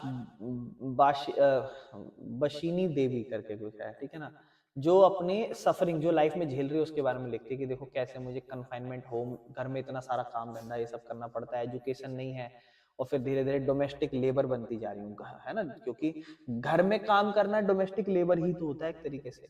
महाराष्ट्र में 1880 के अंदर ताराबाई शिंदे, पंडिता रामाबाई, ठीक है ना, ये स्ट्रांगली क्रिटिसाइज करती थी जो कंडीशन थी अपर कास्ट हिंदू वुमेन के लिए, क्योंकि इनके साथ बहुत ही बुरा होता था, स्पेशली खास करके जो विधवा की कंडीशन हुआ करती थी। क्योंकि जब एक टाइम बाद, समझ रहे हो, क्योंकि ये चीज बहुत कॉमन है। विधवा, अगर आप किसी लेडी को ये देख लोगे कि अगर कोई विधवा है तो आप उसे एक तो देखने का नजरिया लोगों का अलग हो जाता है, बहुत ज्यादा डिफरेंट हो जाता है, ठीक है ना। उसके साथ साथ नजरिया डिफरेंट है और बहुत सारे परसेप्शन बदल जाते हैं, वो आप इंसान वीक नजर आएगा। आप उस फैमिली को एज अ वीक फैमिली देखोगे कि हाँ ठीक है जी इनका तो घर में अब नहीं हो पाया। और अगर आप यही सेम चीज आदमी की देख लो तो ये आदमी भी, लेकिन आदमी आपको कब दिखाई देंगे, क्यों, क्योंकि वो शादी कर लेते हैं ना दूसरियों से, उनको करा देते हैं, समझ रहे हो। कुल मिला के ये है, अगर आप इस चीज को देखो, जस्ट महसूस करो कि आपके घर में पूजा हो रही है और फॉर एग्जाम्पल कोई एक लड़की विधवा है, ठीक है ना, कोई लेडी विधवा है, तो कुछ भी फंक्शंस होंगे, कुछ भी रिचुअल्स होंगे, तो सारी लड़कियां मोहल्ले की या लेडीज सब आगे होंगी लेकिन वो पीछे होंगी, वो नहीं वहां पे हो सकती, ठीक है ना। तो यहाँ क्या निकल रहा है, तो ये निकल रहा है कि वो एक इनइक्वालिटी है कहीं ना कहीं जो समाज में बचपन से चलती आ रही है, ठीक है ना। और ये आपकी लाइफ में हर किसी भी इंसान के साथ हो सकता है, कोई भी अपनी लाइफ में सफर कर सकता है। तो जब तक इंसान सफर नहीं करेगा तो वो इस बारे में सोचेगा भी नहीं कि ऐसा कुछ हो जाए, लेकिन जब उसकी लाइफ में हो जाएगा तब उसे ये सारी चीजें बुरी लगने लगेगी, है ना। लेकिन जब तक हम उस पॉजिटिव आउटकम्स में है तो हम कभी सोचेंगे भी नहीं इस बारे में। एक तमिल औरत ने लिखा कि more than half of my life happiness has come from books, बोलते मेरी आधी से ज्यादा जीवन की खुशी तो सिर्फ किताबों से ही आई, क्योंकि वो नहीं देख पा रही ना, घर में बैठी हुई कहीं नहीं जा सकती, बाहर नहीं जा सकती, घूम नहीं सकती, कुछ देख नहीं सकती, वो सिर्फ घर में बैठ बैठ के इमेजिन करके किताब पढ़ के मस्त हो रही है, उसे लग रहा है कि हाँ मैं किसी से बात कर रही हूँ, कोई है, समझ रही। इसलिए हमारे इंडिया में और कहीं पे भी वर्ल्ड में बुक्स की इंपॉर्टेंस इसीलिए है क्योंकि ये एक्सपीरियंस करा लोगों ने 300-400 साल, और वो चीज आज की आई गई जो टेक्नोलॉजीज है वो पुराने लोगों के मन से इसलिए नहीं हट पाती। लेकिन टाइम बदलता है, चीजें बदलती हैं, आपको अडेप्ट करनी पड़ती है, बट फिर भी मैं कहूंगा कि बुक फिर भी ठीक रहती है एज कम्पेयर टू, अगर बात करें हम। हालांकि मुझे भी पसंद नहीं है बुक पढ़ना, तो सच बताऊं तो मुझे नहीं रीड करने में मजा आता है। इससे बढ़िया तो मैं स्क्रीन पे पढ़ लूंगा, मुझे नहीं पसंद। क्यों? क्योंकि ना बोरियत हो जाती है, एक टाइम बाद नींद आने लग जाती है। एक पेज पढ़ लोगे, दो पेज पढ़ लोगे, लेकिन है इतना ही पढ़ना चाहिए, इससे ज्यादा नहीं पढ़ना चाहिए 10-15 मिनट के बीच में। आप अगर आप 1-1.5 पेज बहुत अच्छे से कॉन्सेंट्रेशन अटेंशन पे कर रहे हो, that is enough for you, ये बहुत है। इसके बाद आप रेस्ट दे दो, कुछ और पढ़ो। समझ रहे हो? वुमेन्स की जो एजुकेशन है वो प्रिंट है इंडियन लैंग्वेज में। तो कहता है प्रिंट कल्चर जो है ना वो शुरुआती में उर्दू, तमिल, बंगाली और मराठी में हुआ था। हिंदी प्रिंटिंग जो थी ना वो 1870 के बाद हुई थी, और उसका लार्जेस्ट पार्ट जो था ना वो महिलाएं की एजुकेशन में ही यूज होता था। वुमेन्स के जर्नल और रिफॉर्म आइडियाज क्या थे, चलो पढ़ते हैं। कहता है अर्ली 20वीं सदी में, जब 1900 शुरू हो चुका था, तो जो जर्नल्स लिखे जाते थे औरतों के द्वारा, वो बड़े फेमस हुए। वुमेन्स की एजुकेशन पे बात होने लगी। जो विडोहुड है या विडो मैरिज है, रीमैरिज मतलब विधवा औरतों की फिर से शादी कराओ, पूरा हक है, इस पे बात होने लगी। और नेशनल मूवमेंट पे ध्यान दिया जाने लगा, औरतों भी, कि हमारे देश को आजाद करो, देश राष्ट्रवाद फैलाओ। तो इसके अंदर हाउस होल्ड की भी एडवाइसेस थी, फैशन टिप्स थे। अच्छा देखो ये भी चलने लगे ठीक है ना। इसके बाद एंटरटेनमेंट थी, स्टोरीज और सीरियल्स के through. Strong voices for women's education, जो औरतों की एजुकेशन है उनके लिए स्ट्रॉन्ग आवाजें कैसे उठी। कहता 1926 में बेगम रोकिया सखावत हुसैन स्ट्रांगली सपोर्ट करती है वुमेन की एजुकेशन को, क्रिटिसाइज करती है जो वुमेन की एजुकेशन को डिनाई करता है धर्म के नाम पर, कि ये तो हमारे धर्म में होता ही नहीं, हम तो पढ़ाई नहीं। और ये गलत है। मेरे को इसीलिए चीजें अनएक्सेप्टेड लगती है हिंदू धर्म में भी, और क्या कहते हैं, ये चाहे मुस्लिम कल्चर हो, कुछ भी, वुमेन्स को इक्वली कोई भी धर्म ट्रीट नहीं करता। क्रिश्चियनिटी पे मैं ज्यादा बात नहीं कर रहा, मेरे को पता नहीं। लड़की ने आर्ग्यू करा कि इस्लाम जो है ना वो भी बराबर अधिकार दे औरतों को पढ़ाई लिखाई का। लिटरेचर, टीचिंग और वुमेन को ओबीडियंस पढ़ते। तो पंजाब में कहता है जो राम चड्डा थे, चड्डा ही है नहीं, हाँ, पब्लिश करा इन्होंने स्त्री धर्म विचार, ठीक है ना, जिसमें उन्होंने दिखाया कि वुमेन जो है ना वो कैसे एक अच्छी बीवियां बन सकती हैं, ठीक है ना। और खालसा ट्रैक्ट सोसाइटी में भी पब्लिश करी सेम तरीके की बुकलेट, सस्ती बुकलेट्स, ठीक है ना, जहां पर बहुत सारे डायलॉग्स लिखे हुए हैं। फिर एक है बाटला प्रिंट कल्चर, बंगाल में, या बातला बातला करके कुछ है। सेंट्रल कोलकाता में एक एरिया कहलाता है बाटला, ठीक है ना। ये स्पेशलाइज्ड है, सस्ती किताबें, पॉपुलर बुक्स मिलती थी यहाँ पर। धार्मिक, पॉपुलर स्टोरियां, या जो स्कैंडल्स होते थे, या गंदे जो लिटरेचर्स होते हैं ऑब्सीन, ठीक है ना, उस तरीके से ये सब सस्ते दामों में और रिचली इलस्ट्रेट होती थी, वुड कट्स और कल्टेड प्रिंट्स, कलर्ड प्रिंट्स के साथ साथ। बाकी पेडलर्स भी जो है ना साइकिल पे जा जाके इसे जो है बांटा करते थे। इससे हुआ क्या कि जो वुमेन जो थी ना वो अपने फ्री समय में इनको पढ़ लिया करती थी, ठीक है जी। इसके बाद नेक्स्ट है अपना the print and the poor people. जो प्रिंट है उससे पुअर पीपल का क्या लेना देना है। देखो जो सस्ती किताबें हैं वो पुअर रीडर्स के लिए 19th सेंचुरी में, जो बोलता है बहुत ही ज्यादा छोटी और स्मॉल किताबें थी, वो मद्रास के टाउन में बेची जाती थी। बुक को बेचा जाता था क्रॉस रोड्स और मार्केट्स के अंदर। ये अलाउ करता था कहीं ना कहीं पुअर पीपल को कि वो मार्केट में जाके बुक आसानी से सस्ते में खरीद सकते हैं। पब्लिक लाइब्रेरीज आने लगी, पब्लिक लाइब्रेरी बनाने लगी शहरों में, टाउन्स में, कस्बों में। और इससे क्या हुआ, जो कुछ कुछ गांव में थे वहां पे भी बनाने लगी। रीजन क्या हुआ, लोग अब ज्यादा से ज्यादा बुक पढ़ने लगे, और जो रिच लोकल पैट्रन्स थे वो भी सोशल प्रेस्टीज अपने मतलब कोई ना कहीं बिजनेस धंधा काम धंधा खोलने लगे, लाइब्रेरी खोल खोल के। प्रिंटिंग और फिर कास्ट इश्यूज आने लगे। तो जब बोलता है जो आखिरी 19वीं सदी थी उसमें कास्ट डिस्क्रिमिनेशन होना शुरू हुआ। एक इंपॉर्टेंट टॉपिक है प्रिंट में, बहुत सारे ट्रैक्ट और एसेस पब्लिश करे गए। ज्योतिबा फुले, आपने एक मूवी आई है अभी, आप चाहो तो देख सकते हो, पिछले कुछ साल बहुत अच्छी मूवी थी वो, फुले राव करके या फुले करके है, ठीक है ना। ये बंदा था अपनी बंदी को, मतलब अपनी लड़की बीवी को पढ़ाता था, उसने पूरा पढ़ा लिखा के करा। तो बहुत अच्छी मूवी है, मतलब अच्छी मूवी इन द सेंस बहुत रेटिंग है, हाईली बढ़िया मूवी। आपने वो देखी स्कैम 1992, उसमें एक हीरो है, वो वाले हीरो की ये मूवी है। तो ज्योतिबा फुले देखना इसको, ये रियल लाइफ स्टोरी है। ये पुणे पुणे जो जगह थी पूना, वहां की ये स्टोरी है, आप देखना। ये लो कास्ट मूवमेंट्स के ऊपर थी, ठीक है ना। इसने गुलमरी लिखी थी 1871 में, जिसने इसने एक्सपोज करा था पूरा कास्ट सिस्टम, और पूरा क्या कास्ट सिस्टम चलता था वो आप देख सकते हो इसमें, ठीक है ना। 20th सेंचुरी में जो डॉक्टर बी.आर. अम्बेडकर है महाराष्ट्र में, और जो रामास्वामी नायकर है मद्रास में, इन्होंने भी पावरफुल भेदभाव लिखा कि भैया देखो जात पात पे कैसे भेदभाव हमारे साथ चलता है। तो इन्होंने किताबों में अब लिखना शुरू करा। लोकल प्रोटेस्ट ग्रुप आए, ठीक है ना, जर्नल बनाने शुरू करे लोगों ने, और जो है स्क्रिप्चर्स जो थे पुराने एंशिएंट स्क्रिप्चर्स थे, और नई सोसाइटी, मतलब इन्होंने कहीं ना कहीं जो पुराना तरीका था ना जाति धर्म के आधार पर भेदभाव का, उसको क्रिटिसाइज करा और अपनी किताबें छापी और ज्यादा से ज्यादा उन बातों को स्पष्ट करने की कोशिश करी, ठीक है ना।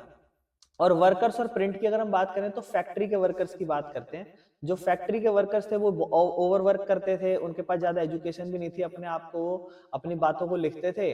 तो कुछ इंपॉर्टेंट चीजें थी जो कुछ कुछ बंदों की जब इन्होंने कहानियां पढ़ी तो बहुत ज्यादा आवाजें उठी, जैसे एक काशी बाबा है, ठीक है ना। इन्होंने छोटे और बड़े का सवाल 1938 में लिखी। इन्होंने एक्सप्लेन करा था कि देखो कैसे जो क्लास एक्सप्लॉयटेशन और कास्ट एक्सप्लॉयटेशन होता है वो कैसे हमारे साथ किया जा रहा है, या मैंने अपनी लाइफ में महसूस करा। एक और कानपुर के मिल वर्कर थे जिन्होंने पोयम लिखी, सुदर्शन चक्र 1935 से 55 तक। उनकी पोयम जो थी वो पब्लिश हुई सच्ची कविताएं के रूप में। लाइब्रेरीज जो थी वर्कर्स के लिए, अगर हम इसके ऊपर बात करें तो आपसे कहता है कि 1930 तक बेंगलोर के कॉटन जो मिल वर्कर थे उन्होंने लाइब्रेरी सेटअप करी और फॉलो करा एग्जांपल बॉम्बे वर्कर का। ये जो लाइब्रेरी थी इसको सपोर्ट किया गया सोशल रिफॉर्मर के द्वारा, ताकि लोगों में पढ़ाई लिखाई बढ़े ज्यादा से ज्यादा, और रिड्यूस हो एक्सेसिव ड्रिंकिंग। ये शराब की बात हो रही है, पता नहीं, ज्यादा से ज्यादा जो ड्रिंकिंग है वो कम की जाए, और नेशनलिज्म भी प्रमोट करने की कोशिश करते थे। फिर इसमें एक एग्जांपल है असमीज का, एक एग्जांपल है जिसमें एक लक्ष्मीनाथ बेज बरुआ करके कुछ है, मेजर जो फिगर है मॉडर्न असमी लिटरेचर का। इन्होंने बुरही एर साधु ग्रैंड मास टेल करके लिखी थी, फेमस सॉन्ग था ओ मोर अपुनर देश ऐसे करके कुछ लिखा था, ठीक है ना। ये रहा, ठीक है। प्रिंट एंड सेंसरशिप पे बात करते हैं। सेंसरशिप समझते हो? सेंसरशिप जो लगाया जाता है ना, सेंसर। शुरुआत में जो एटीट्यूड था कॉलोनियल स्टेट का 1798 से पहले, कहता है जो ईस्ट इंडिया कंपनी थी वो स्ट्रिक्टली कंट्रोल नहीं करती थी प्रेस को, कहते चलने दो, चल रहा है कोई दिक्कत नहीं। शुरुआत के जो सेंसरशिप थे वो मेन एम रखते थे इंग्लिश मैन इंडिया में। वो क्रिटिसाइज करते थे कि कंपनी, मतलब वो जनरली बस इस चीज पे ध्यान देते थे कि हमारे को ज्यादा खास क्रिटिसाइज ये सब चीजें ना करे कंपनी को। फिर जब डर लगने लगा ना कि ये क्रिटिसिज्म इंग्लैंड तक पहुंच जाएगा, पता चल जाएगा सबको हम क्या बुरा कर रहे हैं, तो वो कंपनी का ट्रेड मोनोपोली खत्म कर सकता है।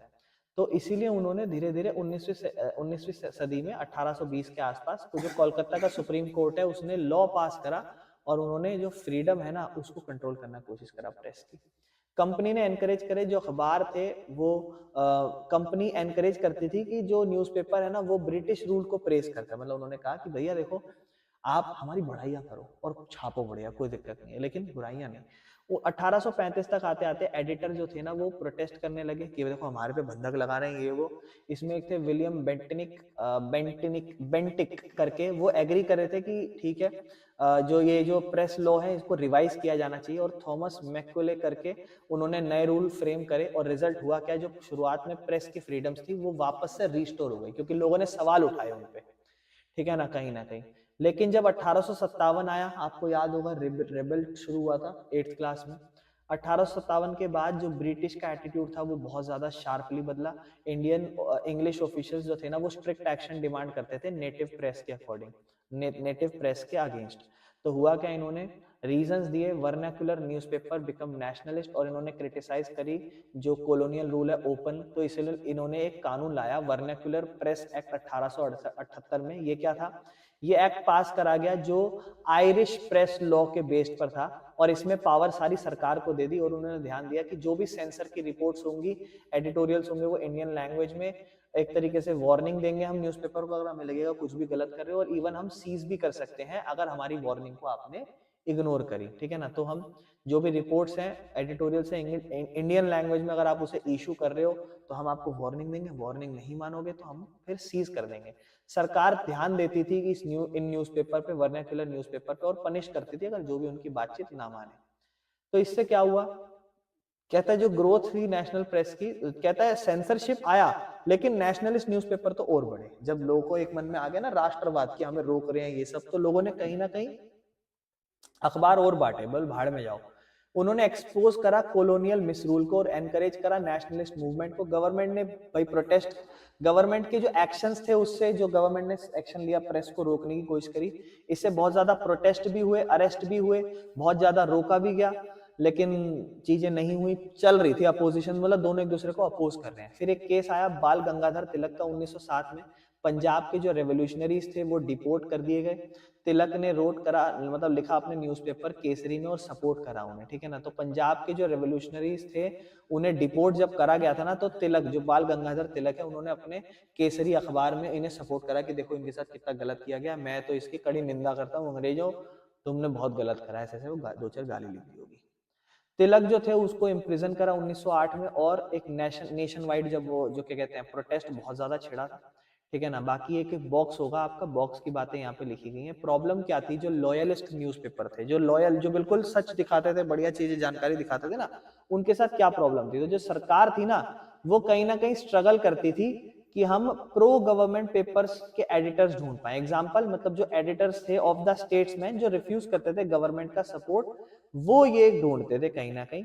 जो कुछ फ्रेंड ऑफ इंडिया थे वो रिजेक्ट कर देते थे सब्सिडीज, जो इससे क्या होता था, कहीं ना कहीं उनको एक एडिटोरियल डर जो रहता था ना फ्रीडम का, वो रहता था कि हमारे साथ कहीं ना कहीं ये प्रिंटिंग प्रेस में नुकसान पहुंचा सकते हैं, हमें छापने में प्रॉब्लम दे सकते हैं, ठीक है ना। सेंसरशिप क्या हुई थी वर्ल्ड वॉर के दौरान, वर्ल्ड वॉर में भी बहुत सीन चला था, आपको याद है, इंग्लैंड इन्वॉल्व था, हमारे पे राज करता था, हमारे बंदे भी लेके जाता था वहां पे।